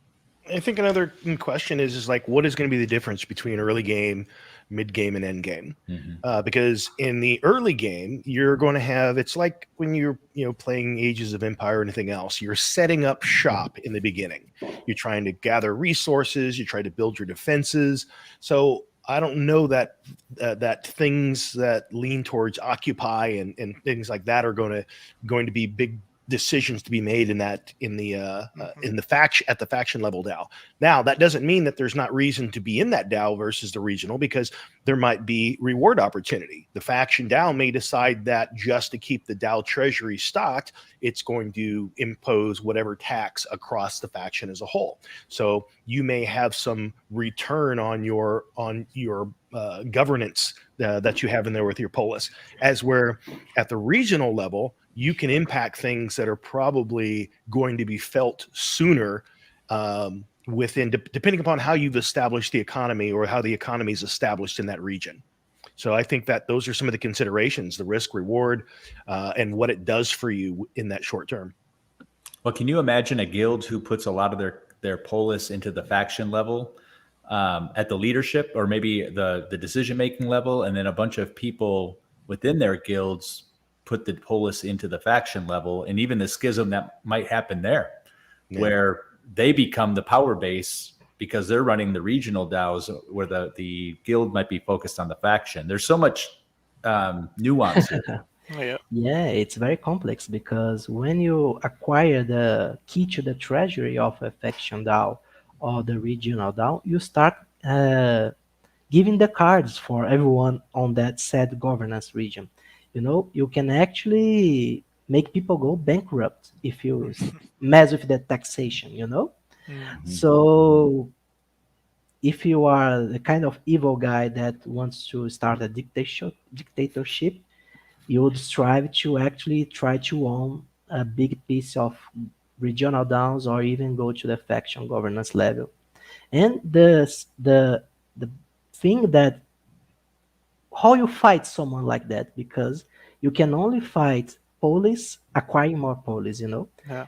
If the guy decides he doesn't want to own any asset, or he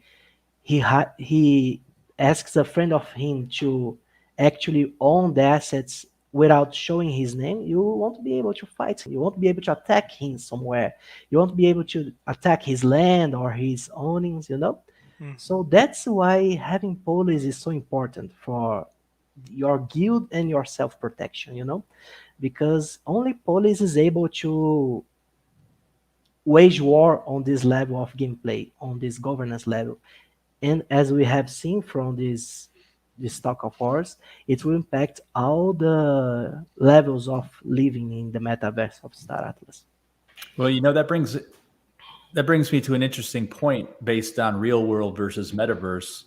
When we have the historical tyrannical leader in the real world, people can't just pick up and go to the next place. Right. They can't just in an instant say, okay, I'm done with you and I'm going to go somewhere else, because the tyranny has them locked into a geography, right? But now in this case, people can say, I'm done with you. And that tyrannical leader in the metaverse is only going to draw more people who are of like mind, where the unlike mind is going to move on to other things. So it is going to create a little bit of a difference in how people or human nature shows up in the metaverse. That's a really interesting point, because, well, the only thing that I can think of that people won't be able to live is the lands, right? If you can take your fleets as well elsewhere, but the land will be locked in the regional DAO. But as you said, it will be very different and easier to fight a tyrant in Star Atlas. And maybe we'll see some crusades on Star Atlas, and that's really interesting movement. Like maybe, if one imagine the scenario that one faction can actually decide on a king, a central figure that will hold the power of decisions and etc. A politician. A politician. And this guy, the faction unified in a central governance, is actually a very strong piece of war, machine of war, as we are discussing those macro movements, because he won't need time to assemble troops, to vote on macro movements.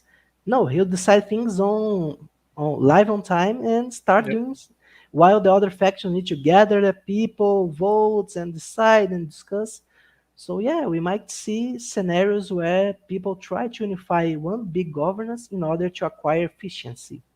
But this kind of movement can bring at the late point a very dark outcome of tyrannies and Mm. capital concentration.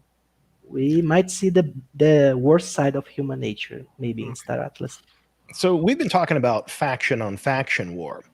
What about the mid zone and regions?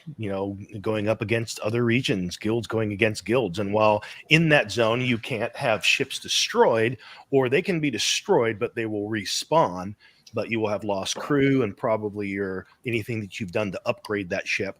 Other considerations are you pay tax on land, whether that land is producing anything for you or not. So if you're constantly going over and bombing your neighbor, you could potentially run him bankrupt because he's not able to earn the money to pay the taxes on his land, which then goes to auction and you buy that. So there are some interesting strategies that can be played out even within the mid-tier zone between guilds in the same faction. I think there's going to be just many more skirmishes on that level than anything macro for a long time. There's going to be so many people just like in Axie Infinity with these scholarship guilds. They came in just like there's a profit to be made, and they don't have the values as many of the beginning members who joined, or even the team themselves who are building out the game.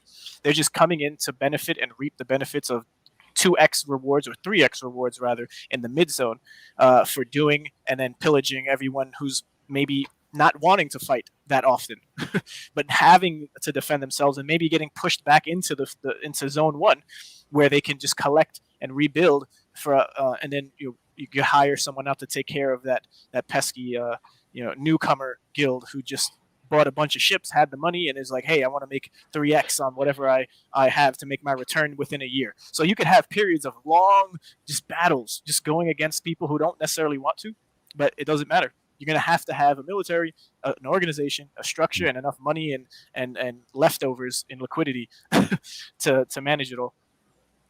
There is a very interesting point that will happen mostly in the high risk zone and medium risk zone. That is the logistics fight. The supply routes you need to acquire the blueprints from the manufacturers, and most of them will be living in the medium and high risk zones. So if you want to acquire the resources necessary to build their ships, to acquire the crafting recipes, you need to dwell there.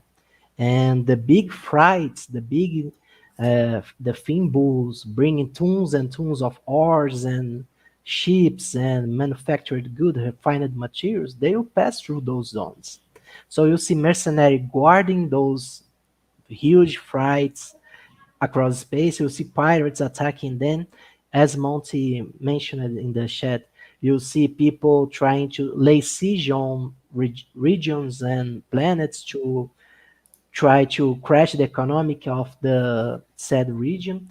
So actually the medium and the high risk zones, for the common player that wants to fly their ships and have some real adrenaline shot, he'll have much of fun in fighting the skirmishes and battles on the medium high risk zone, especially relating to supply routes.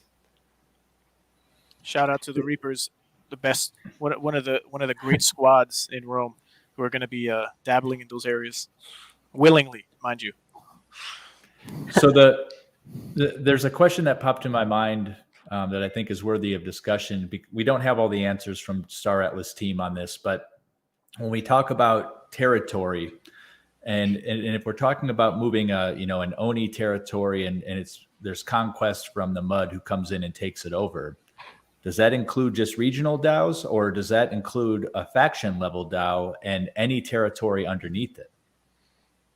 That's a really interesting question, which we don't have clarification to. But I believe that once you acquire the said zone, it will create a new regional DAO for your faction, and the landowners will start the votes on the regional DAO, and it will join the faction DAO of the new faction which acquired the territory.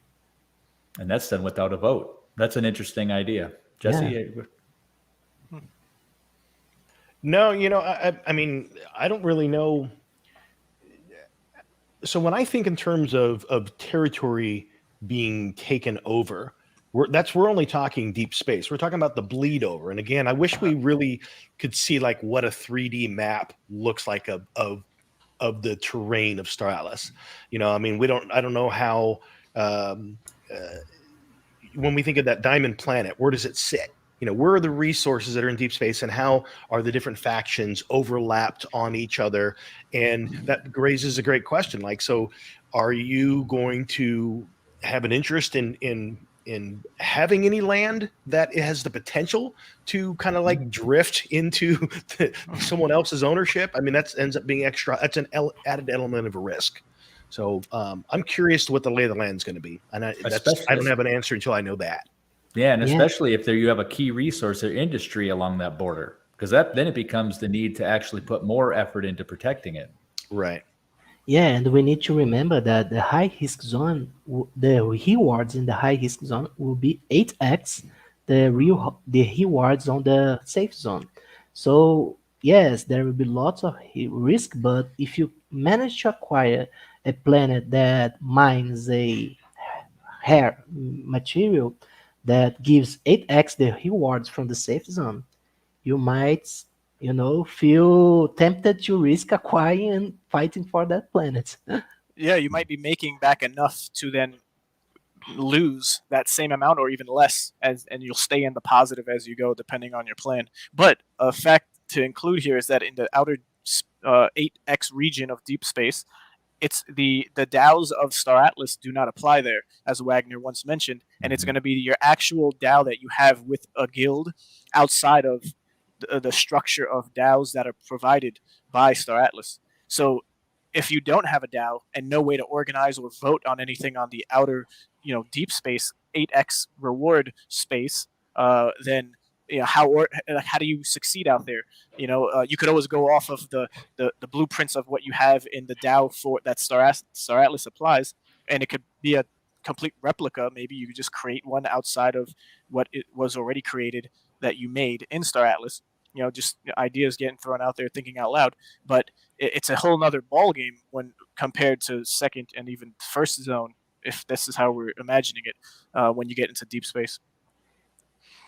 Yeah, there was a point of from the Ronald in the comments that he said he was 99 sure that you can actually own the territory from other factions.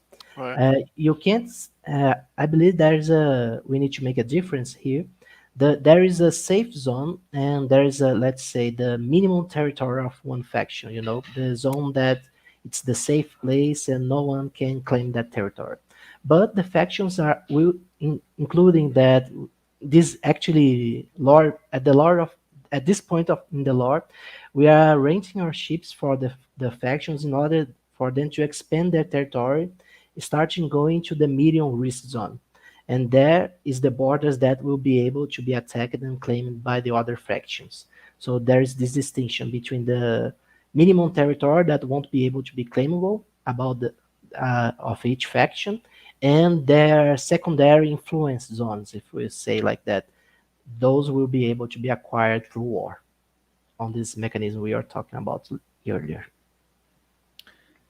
So Zesk, why don't we move back into the faction DAOs, and we'll talk about the metaverse faction now, right? So at the metaverse level, what are we really doing with our pull list there? Yeah, as we can see, the faction DAO has a big spectrum of different possibilities when it comes to voting and actions, right? Uh, the the Polis metaverse governance is like, well, you can think of Star Atlas as a all the possibilities in the game is like a canvas. You can only draw on the said canvas. Those are the given rules for a game to work on. The the metaverse governance is like the power to erase the borders from the canvas, and you can actually rewrite the rules of the game. This is the importance of this metaverse governance. And it's actually power to rewrite reality, if we needed to give an example for it. Uh, and there's lots of mechanics that are really important for our success.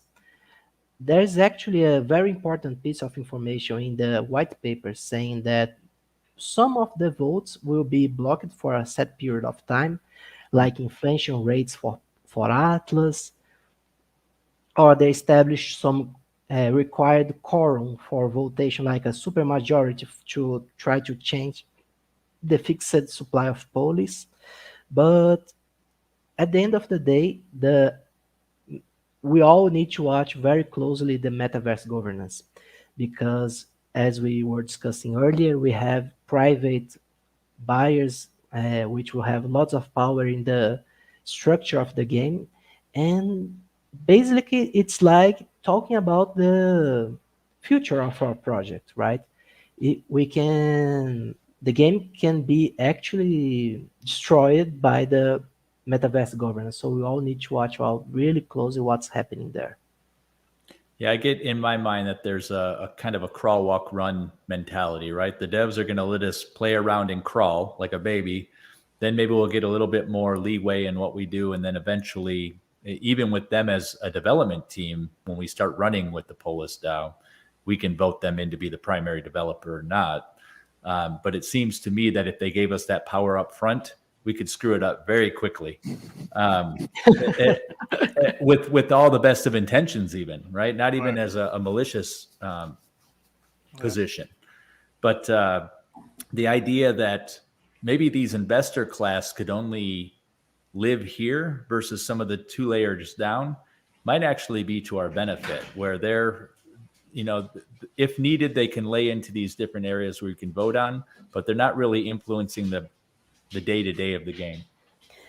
Leave our game alone, right? Yeah, leave it alone.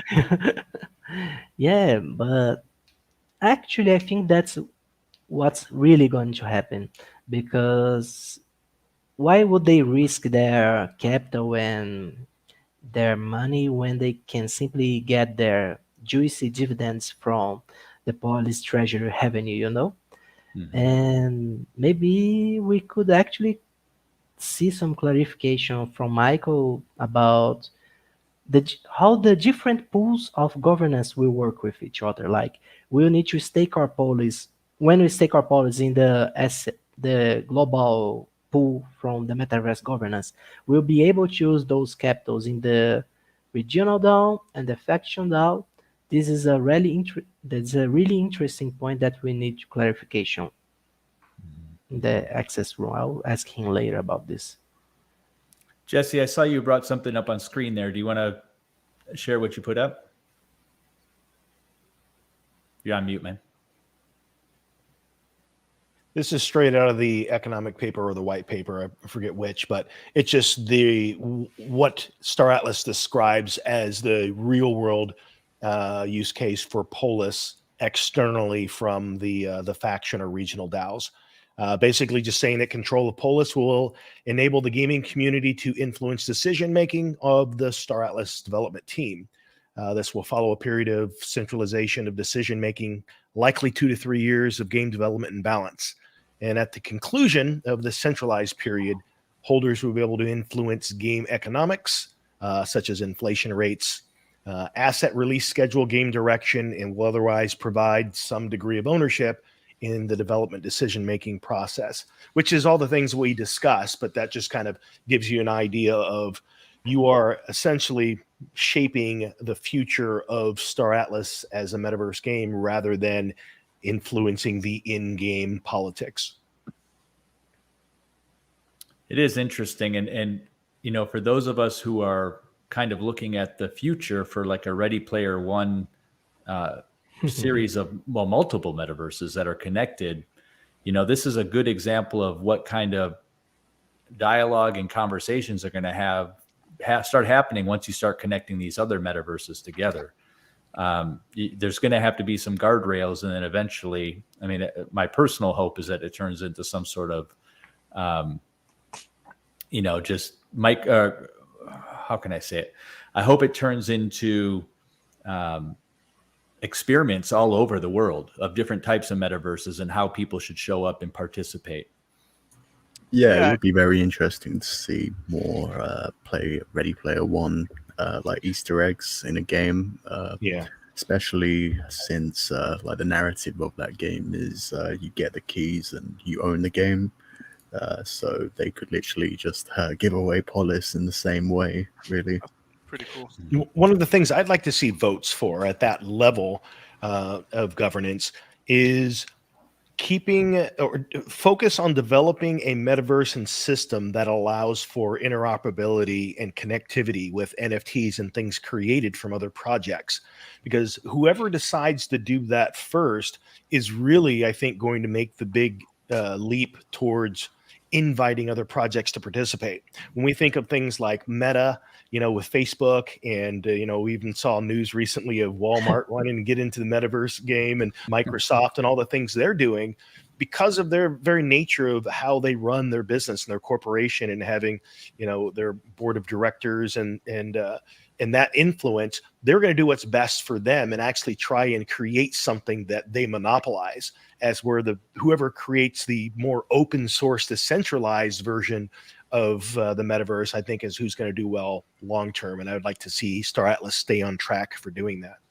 I agree. Yeah, I wanted to go ahead. No, please. Go. Okay, I had a thought too for the point prior to just talking about Walmart and these big guys coming in.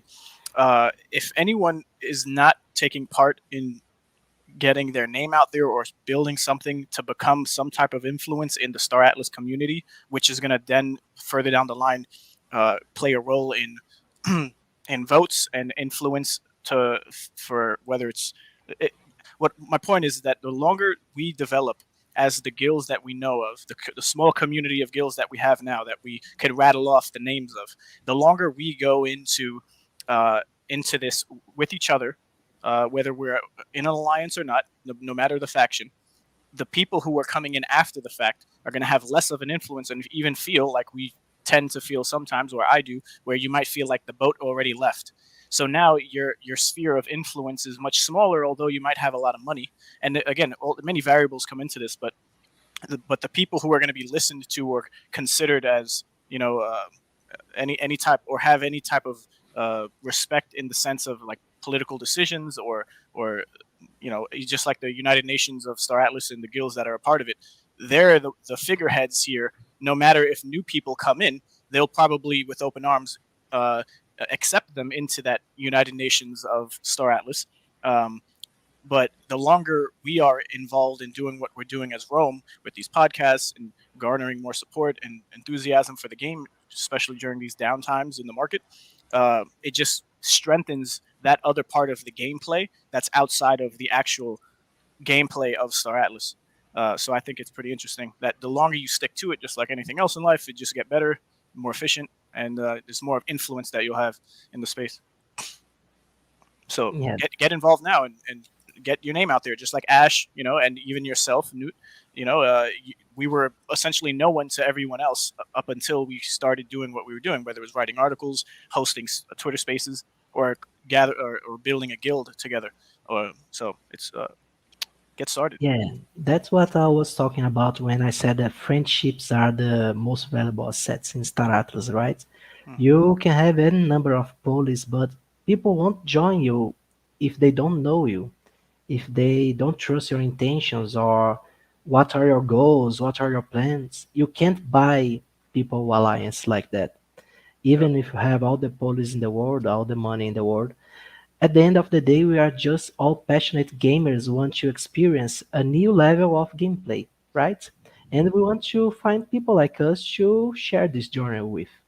That's why I'm thinking that Nootopia has a bright future, because I'm talking with the members of this community who embraces this ideal, who are gamers like me, who want to experience this next level of complexity of gameplay, of graphics. And yeah, as long as we can keep ourselves together with Star Atlas by acquiring polis, by holding positions of political and economical relevance in the game, we will preserve this game in the way that we want it to play out, right?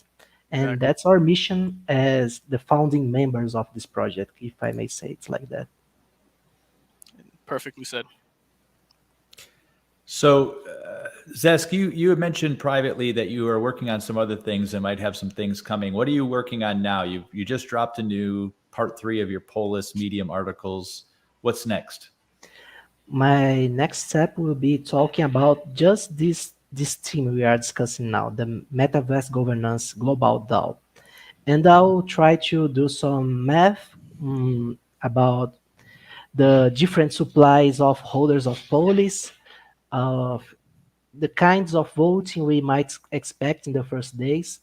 I think that we'll see lots of votings concern the limits of the regional DAO and the faction DAOs, like the possibilities of the faction DAO establishing limits to the policies and taxations, and maybe creating another mechanisms for the faction DAOs to enforce rules or participation in wars and events. And I'll discuss that and much more on my next article. And there's, well, not to open up a can of worms, but there's actually a level below the faction DAO, or excuse me, the regional DAO that we really haven't discussed too much, and that's the guild DAC.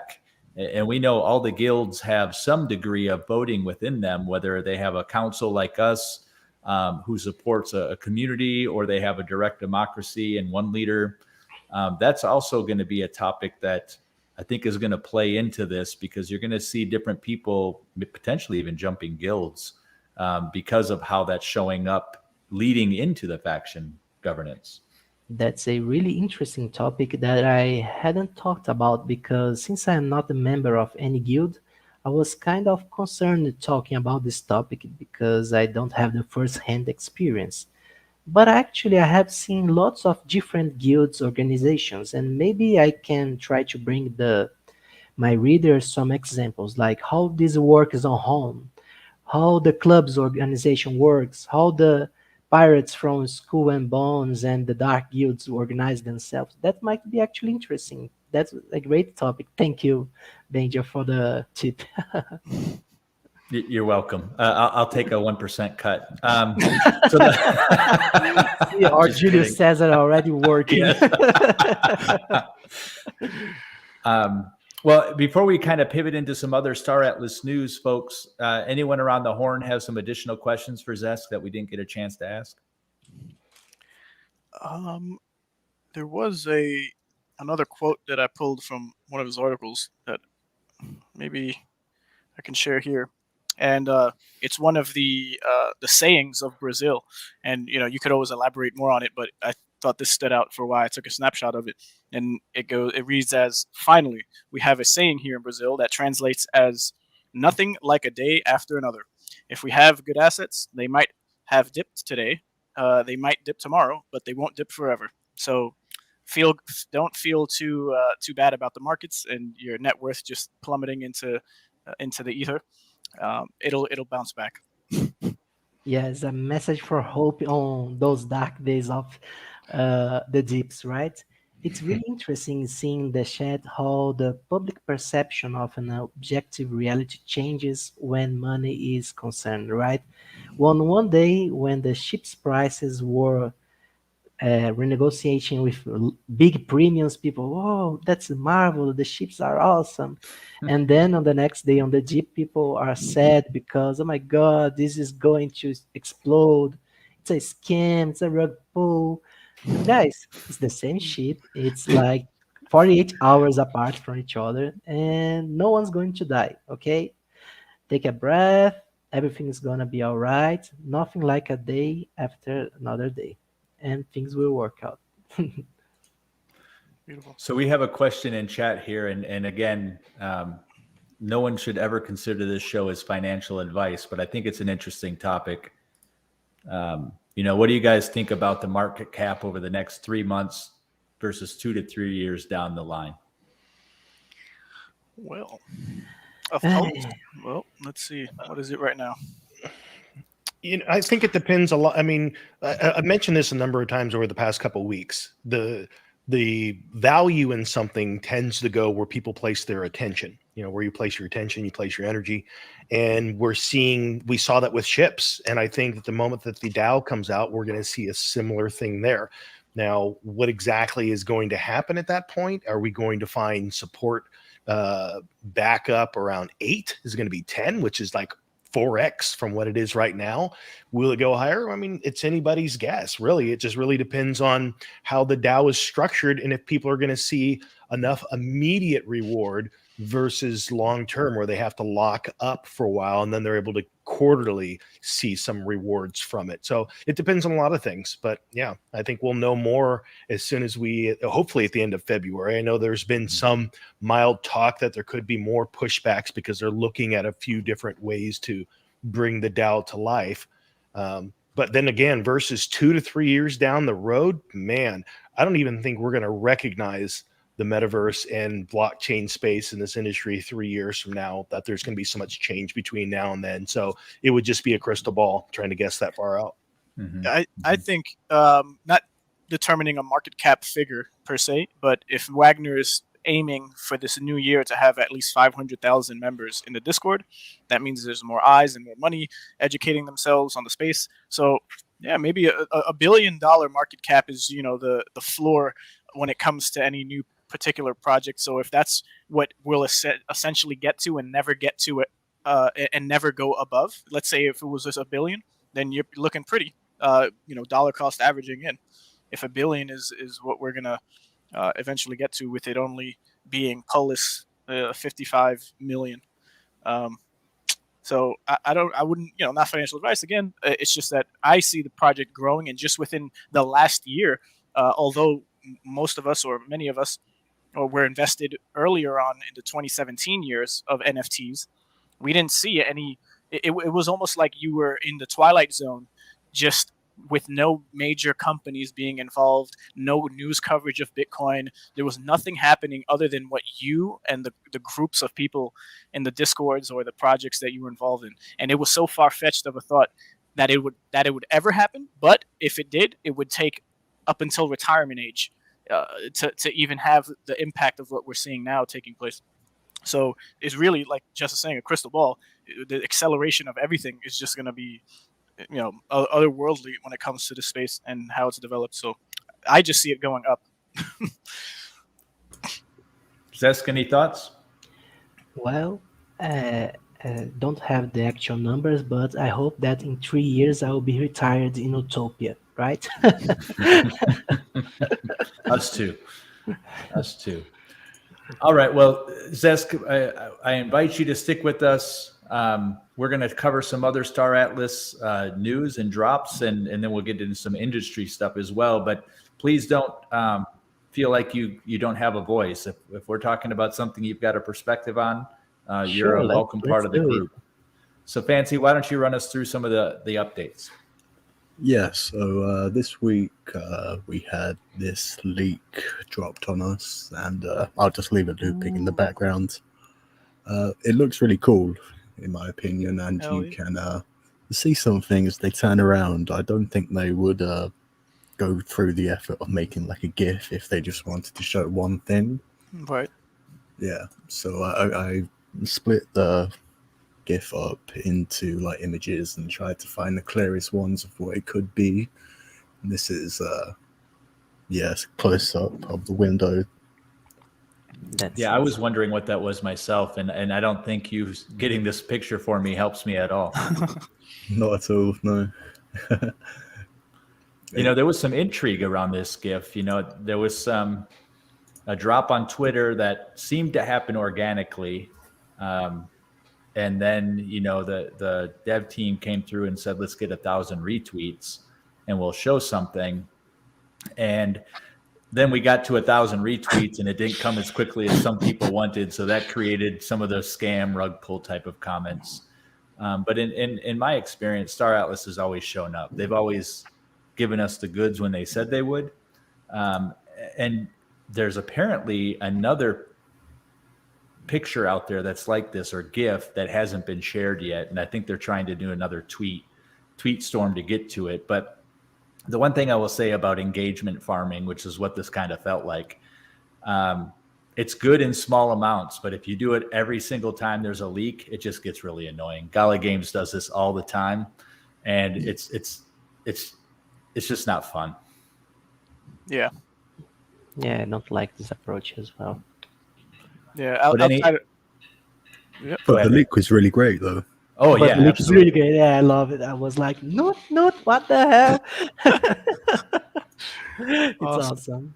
Well, for me, it gives you a really good scale. I mean, we've seen the pictures of little people next to the OPOD, but to kind of walk into a room and see it, and I'm not sure, is that the same room where somebody flew it into on the video they showed us a while back? Perhaps it is. Yeah, it could be. There's like the open garage behind it. Yeah, imagine this C11 on this kind of showroom, guys. It will be awesome. We can't see any of that upper layer that we could in the other perspective, where we could kind of see like statues in the background. Right. Yeah. Yeah, I got. There it is. Yeah, that What one. do we think, guys? Same building? I don't know. I don't know if that's the I same don't think place. so. Yeah, I don't think it's the same. Yeah, and also yeah. it's also that ship has Darker. a different skin on it as well.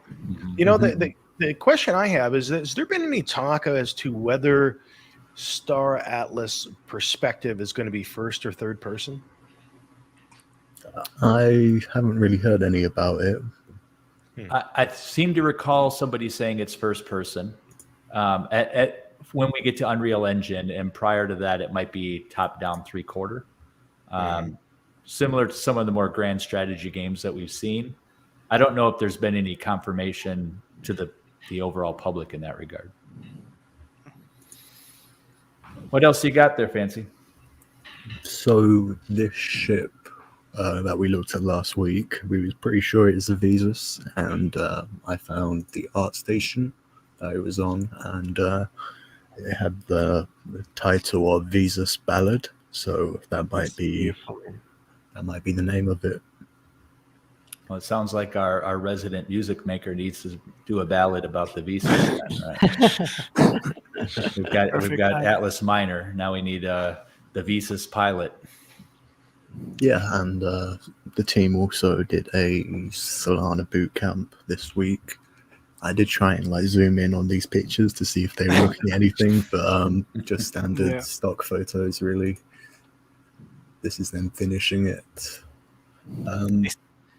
Yeah, sorry. I was going to say that the fellow on the right seems to be trying to get across some specific information and ideas about the tree arrow. I don't know how old this photo is. You know, I know you said it was a recent boot camp they went to, but are these guys on the team, or they're like? I'm curious. I don't know who are these guys, but that was just my own thoughts. Maybe he's trying to use the Force. Speed up the process of making it real. And so we also got the roadmap report this week, and there was a bit of controversy when this was released because of like the wording and about the DAO. Security concerns were identified and were pivoting towards an alternative governance solution. So when that dropped, people were getting a bit salty on Twitter, like interpreting this as like a big delay. So Wagner tweeted out that it's still targeted for Q1. Yeah, I got the sense it was a technical issue that they had to overcome, and they're looking for a different, solution. Anyone have any thoughts on that? Yeah, I was kind of scared when they first released the news. I was like, oh my God, what's happening with the police DAO? But since it was I have even heard that they were still keeping the target date for February, so it might not be something big. Let's hope so. And also, it would make them look even more stupid to reaffirm that it's still going to be in February and then postpone it to March, even if it's the beginning of March. After what happened here, Wagner comes back out just to reiterate, like, it's going to be in February. No fixed date of February, but if it is going to be delayed, it doesn't look good at all. But that last tweet we saw said Q1, which gives all the way through the end of March. Right. Yeah. But yeah. Well, two thoughts on that. One, when it comes to money and security, I think that should always be paramount, irrespective of timelines. And two, I think it speaks to the transparency of the dev team. We know other dev teams would not share this type of information. It would be a black hole of information. So, do what they need to do. That's my opinion. The money will come when it comes. Yeah. There was some guild members saying that if they're going to mention like a bug, be more specific about it, because it's quite ambiguous, the statement. So like a lot of people were wondering what's going on, but it could just be like a tiny little thing that they didn't really allude to that much. But well, there was an interesting bug that popped up in Foundation Room, and I'm not going to speak to the specifics of it because I don't think that's the type of information you should share broadly. But it was something that definitely had some security impacts, and I don't know if this is related to what that was, but I'm just glad we have people right now in the community who are looking to solve problems and not look for the angles to get in and take advantage of them. For sure, Yeah, that's awesome. Any others? That was it on Star Raptors, actually. Yeah. Fantastic. All right. Well, I think we have, we're sitting at about 2 hours and 14. I think we have some Axie updates and potentially some Illuvium updates as well. I think that can be skipped this week. Okay. So maybe we'll do Axie and then jump into some of the industry news. So Ray, why don't you take it away with some Axie stuff? Sure thing. Here we go. Sharing this good old screen here. And so two major things happened in the last week or two, not even just a week. And we had the Builders program. So shout out to the community member of the Spanish community for Axie Infinity, Zio. If you're listening, thanks for doing these. It's a great help to just explain what's going on with these updates. So the co-creation, then we have grants. So if we're going on to the right-hand side, and there's guidance, economy boost. So the Builders program consists of all these things, and we're ultimately building together here. And we'll get into the first snapshot of the article that was released and the benefits section of it. Teams that are chosen to be a part of the program will receive, and mind you, this is a $5,000 grant of AXS that goes to the projects. So it's $400,000 in grants available for this program, and the program is going to help community members build whatever games they want on top of or with Axie Infinity. So there's going to be an SDK that members can build games out of. And there was already two way back in 2018 and 2019 that were created by community members before this program was even live, which we'll get to in slides to come. Second bullet point, so there's guidance from the Sky Mavis Engineering. There's going to be guidance from Sky Mavis Game Design and Product. There's going to be exclusive access to integrations such as Ronin, the Ronin Network Testnet, and the Ronin Wallet. So there's going to be integration for all these mini games. It's going to be the next best thing that happens outside of any other publisher or game company that is having their game on the Ronin network outside of Axie Infinity. And then last, this promotion of their product by Sky Mavis to the community. So you'll get some promotion there as well to help your game grow popularity. And then here just roughly the bullet points. So these are the things that the team are encouraging these creators and their games to do when they build out their game. And there's going to be payment by players is done in SLP or AXS. So this is going to help with the increased syncs for SLP that are needed to help with the price and the over minting of SLP, which has been a main problem for a long while now. And then at least 10% of all revenue must be burned. So that's the SLP, or go to the community treasury, which is AXS. The Sky Mavis team will help with advising on monetization models. Some example models ideas include entry fee funded prizes. So within PvP experiences, players can pay for entry fees in SLP and AXS that go into a pool. Winners take a majority of the pool. So there's a lot of incentives here. There's leaderboard winnings. So just like we have in the current arena model for the official Axie Infinity game. And then the token, there's a new token. So players pay with SLP and AXS for new tokens that would be created by these individual developers, which could be named anything. and the NFTs that can be obtained in the game. So it's all up to the creativity of the individual builders, whose applications get approved, mind you, because G-Host, before we get into some evaluation criteria, which you could just read off here, I won't go through all of them, but these are just for you, if you are a game developer, to take into account. And there was a tweet by G-Host saying that out of the tens of thousands of applicants that already put in, there's only 1,300 that are going to be. There's only a small amount, and I'm sorry, there was only 1,300 total so far within a day or even hours of this program going live with the application.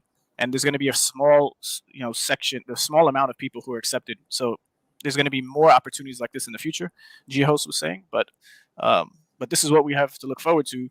Some example project ideas. So you got Axie Tamagotchi, Axie Bomberman, Axie Tower Defense, Axie Racing, Axie Chess, Axie Platformer, like an unlimited amount of ideas, that could be created for games with Axies that utilize Axies. You could recreate Neopet games with Axie assets, Axie Trivia, Axie educational game like Math Blasters. There was a fun joke going around of like Axie fruit. What's that game on the phone where you slice with your finger the fruits, and it was like a Fruit Ninja. Fruit Ninja. There you go. So Axie Fruit Ninja, and then you can see your Axies get sliced and killed in front of your screen. That's pretty graphic, but that's also a potential game that could be created. If you really just dislike Axies, you could just play that one game and just slice your Axies away. And only if it burns them. That would be awesome. Right. And what's interesting, there's a community member also, just a fact on that note, that tracks and on the back end for the addresses on Ronin, like Etherscan is, but there's the equivalent to that for SoulScan, and then also one for Ronin and the network. So all the Axies that are being quote unquote burned or sent on a journey, this is the PG-13 phrasing of your Axies basically dying, are not technically dying, or being lost to the ether. They're on a wallet that nothing is being sent out of, that is in control of the team themselves. So there's all this speculation around all of those Axies are going to be used for what? Are they going to be given to people to play as these burner Axies, that are going to just be swapped in and out? There's a whole bunch of theory crafting that's going around. What are our Axies going to be who went on a journey used for in the future, because they're not actually gone. They're NFTs that live forever on the blockchain, and that's just another interesting thing. But here we have a still shot of the OG community members for Axie Infinity, but also in other games that we know of, Coco Bear and Clumsier, and then Russ Frankie. They built Flappy Axie. So this was a game in October of 2018, around there. Yep, on the bottom you see the date. Excuse the line, it's covering it. And this was a game everyone was playing in the community, created by community members, and it was a fun game, just like Flappy Axie at the time. And there was a website you go to under maintenance, it says, if you go there. But that was pretty cool. And then here we have a video. There's some volume. There's someone's talking. And this was another game that was created before its time, Axie Sushi. So you can, I'll play it now.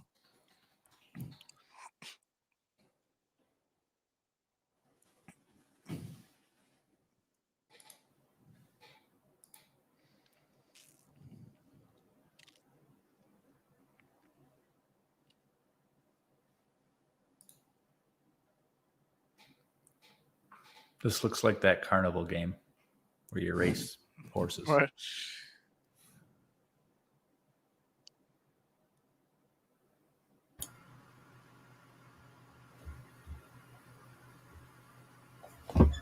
Can you guys hear the audio? No. Oh, okay. So, all right. So, yeah, when I was sharing, I didn't click audio, but so for the most part, each Axie and the corresponding stats that they have with speed, morale, and more for critical chances, all play a factor in which Axie in this race, consuming all the sushi until the end, is going to win. So there's critical chances of them eating 2 sushis instead of just one as they go along. And you see maybe the buffs on top of their head where it's just like speed up. The battle mechanics and the battle stats, they're deployed within this game when they're eating the sushi. And then we'll just get to the finish line here. And, again, all of these games that are created, they're going to have their own incentives, their own burn mechanisms, their own it's going to be an insane amount of creativity and development that's taking place with the community members. So there's extra and added utility for our axes. And then we had its own leaderboard. We can just fast forward here. The details of each match you can see, and then on the top right you would have your the leaderboard here, the actual names and how many games were played. And yeah, so any thoughts on any particular games after that last after that update that you would like to see? Ray, here's my thought on this, and I can't think of too many other games that use the same IP for different game types. I mean, they're there. You've got Mario Brothers and Mario Kart. That's probably the best example I can think of. Sure. But I'm just wondering if they're trying to go in too many different directions instead of just maximizing Axie and fine tuning that. I mean, if it's a user generated game, I get it, but it seems to me, well, just based on what you shared before, I'm not sure if that's just like a click and forget or what the skill is to do it, but it seems pretty basic. Yeah. So mind you, these were in 2018, 2019, not many incentives to have a developer go to their full extent of building a game. That's, this was a pretty simple thing. I'm not a developer, but as we see it, it's very simple. So these are just drops in the bucket of what people are going to be able to, with the funding and the support and the marketing of Sky Mavis behind them, they're going to be able to create games that are going to be fantastic, and also just utilize the 2 token model or the 2 tokens themselves, which we just finished seeing the requirements, the guidelines, the things that the team requires any developer to build and incorporate into their game. So all of these things are going to just, in my opinion, help the economy. And this SLP, over time, there's going to be just many more things that come out, which was going to be land and other tokens that are tradable against all the other tokens that are going to be in existence. But do you guys have any particular games you would like to see? I mentioned the fruit slicing one. Do you have any particular games? Maybe a Star Galactica type of, your axes on the bottom, shooting what? So stuff at the top. I know you guys don't personally play the game, but you could basically create anything. Well, no, to me, I want to see all of those pooled axes that you were trying to think of what could be done with them. I want them all released into the wild so they can become attack NPCs. Yeah, I mentioned that too. They can become chimera. So these are the evil monsters that are gonna, from you abandoning your axie and disowning them, they're gonna turn against you, and you'll have many enemies to fight. That's dark. right, an adventure. And if potentially maybe capturing them back somehow, I don't know, and then that would be pretty cool. But here we just have the next major update that just took place, the Lunacian Express, all aboard. So this is the process of releasing your axie on a journey in exchange for a parting gift, which is going to be one of 5 items, land items, which are forest. So there's different, and then also below that here on the right-hand side, there's a chance when you send off your, so here are the items, and when you send off your axie on a journey, the percent chances of you getting the first item, sorted firecrackers, snack box, tree, lantern, tiger, decrease. So, if you're lucky out there, you might have gotten a crimson tiger, but each actually was released will guarantee one of these 5 items. Try to collect all 5. Note that the crimson tiger is extremely rare, and you'll have to be truly lucky to get it. So, some people burned over 100 and got 1 crimson tiger. Some people burnt 50 or less than that and got 3 crimson tigers. So you just never know. And these items are going to be tradable and finite. So after this 1 month of you being able to burn axes or sending them on a journey, it's up to the people who own these items to sell them on the market. And there's going to be many more of these types of things going on as time goes on. It's a very political sounding name. If I were thinking about American politics, I would automatically see the negative side of send them on a journey. Because usually we paint rosy pictures on policies that are going to be not good. It's for the children, Banjo. It's always for the children. Okay?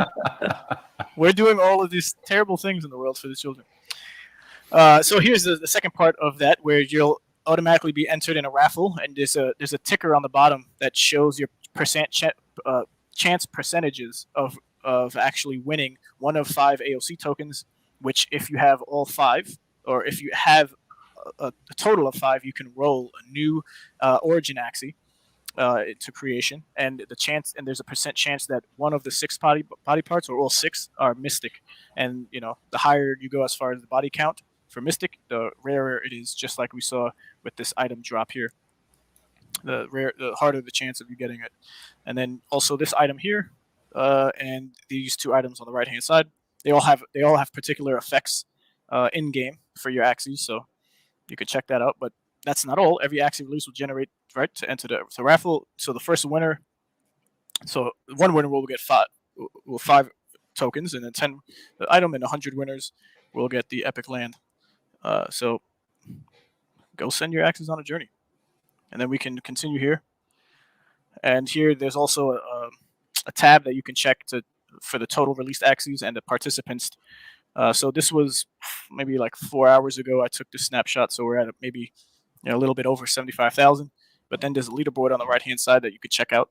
And people are gunning for the top spot because your chances of winning these raffled items are just that much greater. And they run for many Ethereum. So the sacrifice of sending many or 339 axes on a journey there's a lot of upside there for people who are doing so. And last but not least, this is a Twitter space that Bryson held in the community and G-Host was on, and this is the most recent talkings with G-Host on all the topics that took place with these 2 updates and some other questions that were asked. So if you're interested in hearing more about any of these updates, just check out the Twitter space, search Bryson, or just go to G-Host's or Axie Infinity, and you could listen to that. It was probably an hour and 23 minutes. And that's pretty much it for the updates. Back to you, Bob, on the timeline, or Banjo. Sorry, not Bob. I've been called worse. Okay. Hey, Fancy, why don't you we got some good time left. Why don't you hit us with some industry news? Yeah, so this week the CEO of BlackRock Investments, they bought a Bored Ape, 135 ETH. Easy. Yeah, I think for those who don't know, BlackRock are probably one of the biggest players in the investment field in the entire world. Yep. They own many of the companies and have some people love them, some people hate them and think they're the root of all evil. But the idea that this BlackRock is getting into, a blockchain ETF they just launched, and also they're buying Bored Ape Yacht Club NFTs, that tells you the big money is here, and things could get really interesting going forward. Yeah, what a fancy monkey. So other big news this week. What's that, Zess? He should have bought a NOOT. Yeah. So the other big news this week was Microsoft purchasing Activision Blizzard. Yeah, huge news. Was that 68 billion? 79, I think. Ah, okay. Wow. 17 billion. Yeah. Yeah, something like that. Yeah, but That's a lot of titles coming to a platform, and all the esports as well that comes with Blizzard. They have a lot of. Go on, Jesse. So they mentioned that they wanted to try as quickly as they could to port a lot of this stuff to Xbox. But what do we think? I mean, when we see a move like this, what do we think their long-term play is? What are they trying to accomplish here? Well, I personally think this is a response to Meta, Facebook, right? So now that we know that you've got companies moving into this space in a big way, we know that this is, in my personal opinion, this is the 90s internet boom that we're seeing here. And the big players are looking for a way to get the content that people are going to want in the metaverse, whether it's a destination that you go to or NFT sales of different specific items. And I think Microsoft just built a war chest of amazing games that people love. And I think there's people who are going to think that's a fantastic thing, and there's going to be people who think that's the worst thing to ever happen to gaming. Yeah. I think even with this move, I think they're still like number 3 or something like that. You've got Sony, and I don't remember who the other one is.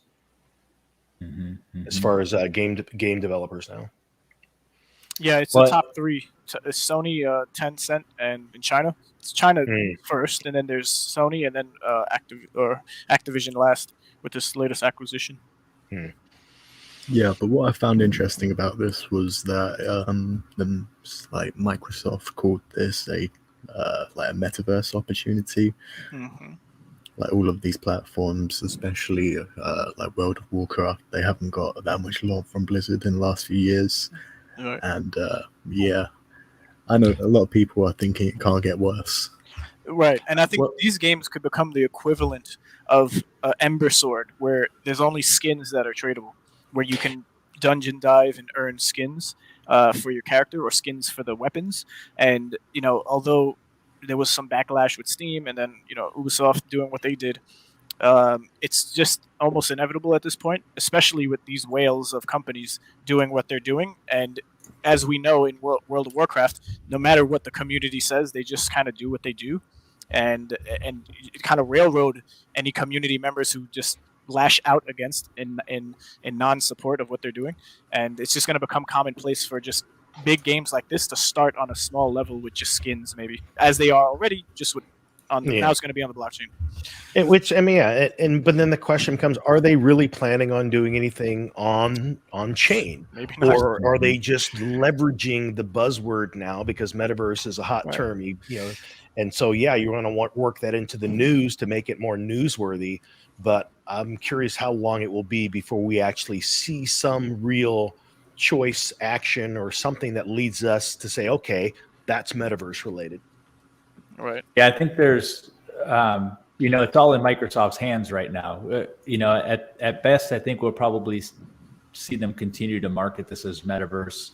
We may see them just go into the skins game, or they may see an opportunity to go all in on the idea of NFT ownership in games. And they have the capital to really make it happen faster than some of the other smaller dev companies like Gala, for example. Microsoft can really press some buttons pretty quick to get things going. The thing that I would be curious is if they go that route, what blockchain they use, and how do we learn about that ahead of time so we can take advantage of it. I think two of the lowest hanging fruit up there that could be really freaking awesome.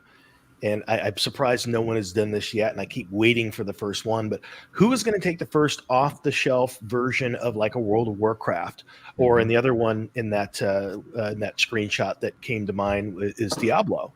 I think you could create marketplaces pretty darn quick around those two, and I would love to be able to play it. I think if someone came out with a Warcraft, a WoW version of something on chain, the thing that we all hope that it's someday Miranda's could be, but I think it's a millennia away from happening. I would love to see that with something off the shelf that's already proven to be fun and playable, and now just put it on chain and make it a play to earn. I think that would be amazing, because then you're not trying to do too many things at once, not trying to do too many new firsts. And there's a lot of nostalgia tied to those games as well, right? That would bring people back. I mean, I would love, I wasn't a World of Warcraft guy, I was an EverQuest guy, but I would love to see EverQuest put on the blockchain and have that same level of everything that you're describing. Yeah. It would take crafting and in the marketplace. That would just be so much fun. It's already there. You just have to adjust the economies a little bit. Yeah. Hey, Fancy, I think you have another video here about another company that's unexpectedly wanting to get into the metaverse, and that's Walmart. So why don't you share this video, and if it has audio, play the audio, and give us a sense of what Walmart wants to do in the metaverse. Great. Looks like you need a good wine pairing. Take a look to your right.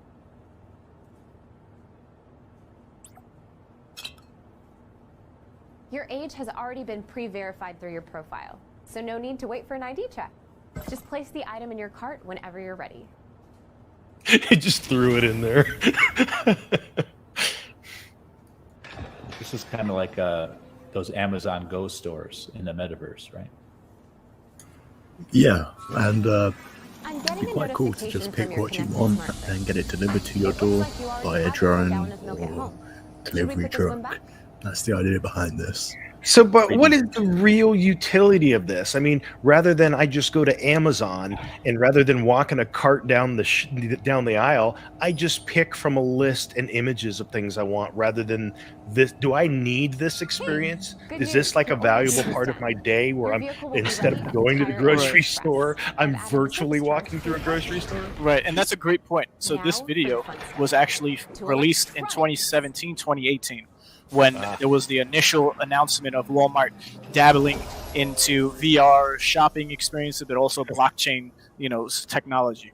And so You've this is definitely very saved the old of a best for video. last. But This you're TV right. has Who the great hell reviews is on going to spend Walmart.com. their time, as Add they it don't to even your want to cart, do that in and real I'll have life, it but brought to your order house everything for you. from Amazon or get delivered to their house, be in a situation like this? Maybe the experience Need once, any twice, accessories? but a lot of Here's people's some time options are on more Jet.com. valuable, I think, doing many other things than actually having a headset on or shopping in this way. And who signed off on building that whole thing out? But I think it's funny what you said. This the conversation recently was, "Hey guys, we already got this thing we built. Let's repurpose it. Everything on your Metaverse. list. Let's go." Right? But I feel like they've educated themselves enough from Oh the my release God. of this video to now maybe I'll have the articulate TV brought out to what your they're car. trying to do in a better Thanks way for shopping that's at more Walmart. Have a great day. native to everyone who's in the space. Right. Because they're actually talking about Look at having that. tokens and blockchain and which one. It's a That looked like a Pretty- blockbuster video. Review. yeah, pretty comical. I don't know that metaverse shopping is ever going to take off the way they think it's going to. And I know that most of the major brands are getting into it, but shopping for many people is a sensory experience, right? It's the tactile, it's touching, it's picking it up, it's looking at it, or if it's food, it's smelling it.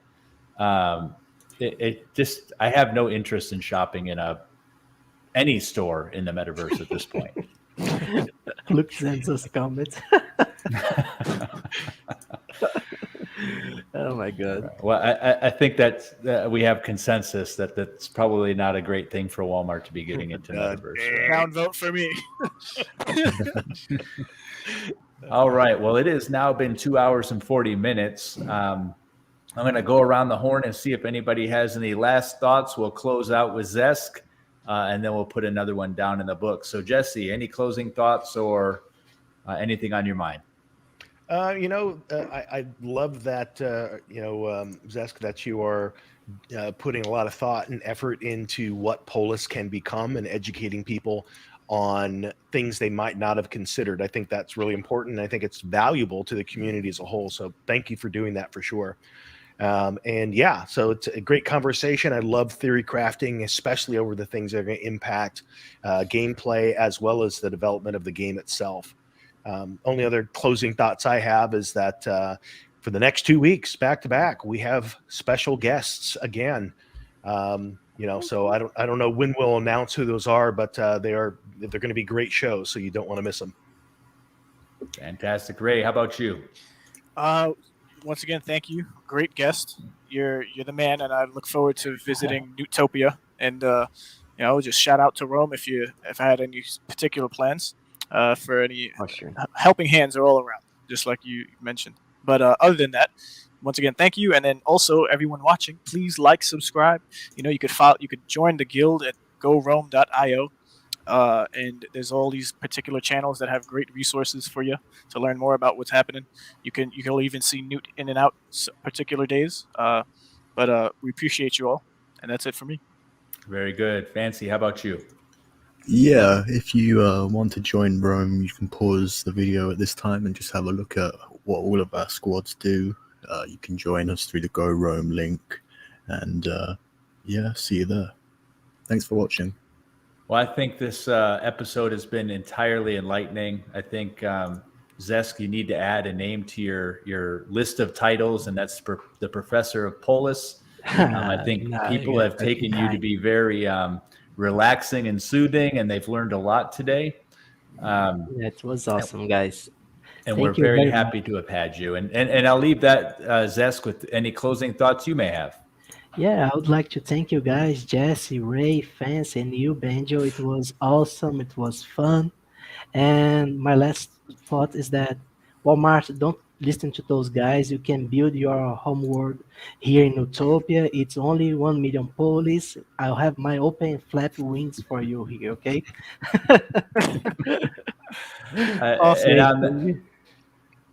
And and if you could, before you go, Zesk, if you could share how people can find you. Sure. You guys have my Medium. Yeah, right there. I always post my articles on Twitter as well, Jojo Crypto Quest, and I do lots of nooting on Discord as well, of Star Atlas Discord, and we talk. I'm open for the ends and any collabs like we just did with Rome guys, and hope to be back here again sometime soon with you guys.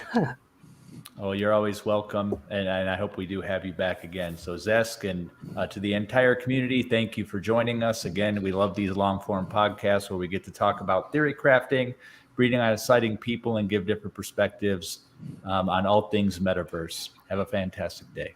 Thank you, guys. Are you ready for the next evolution in gaming? Blockchain games are here.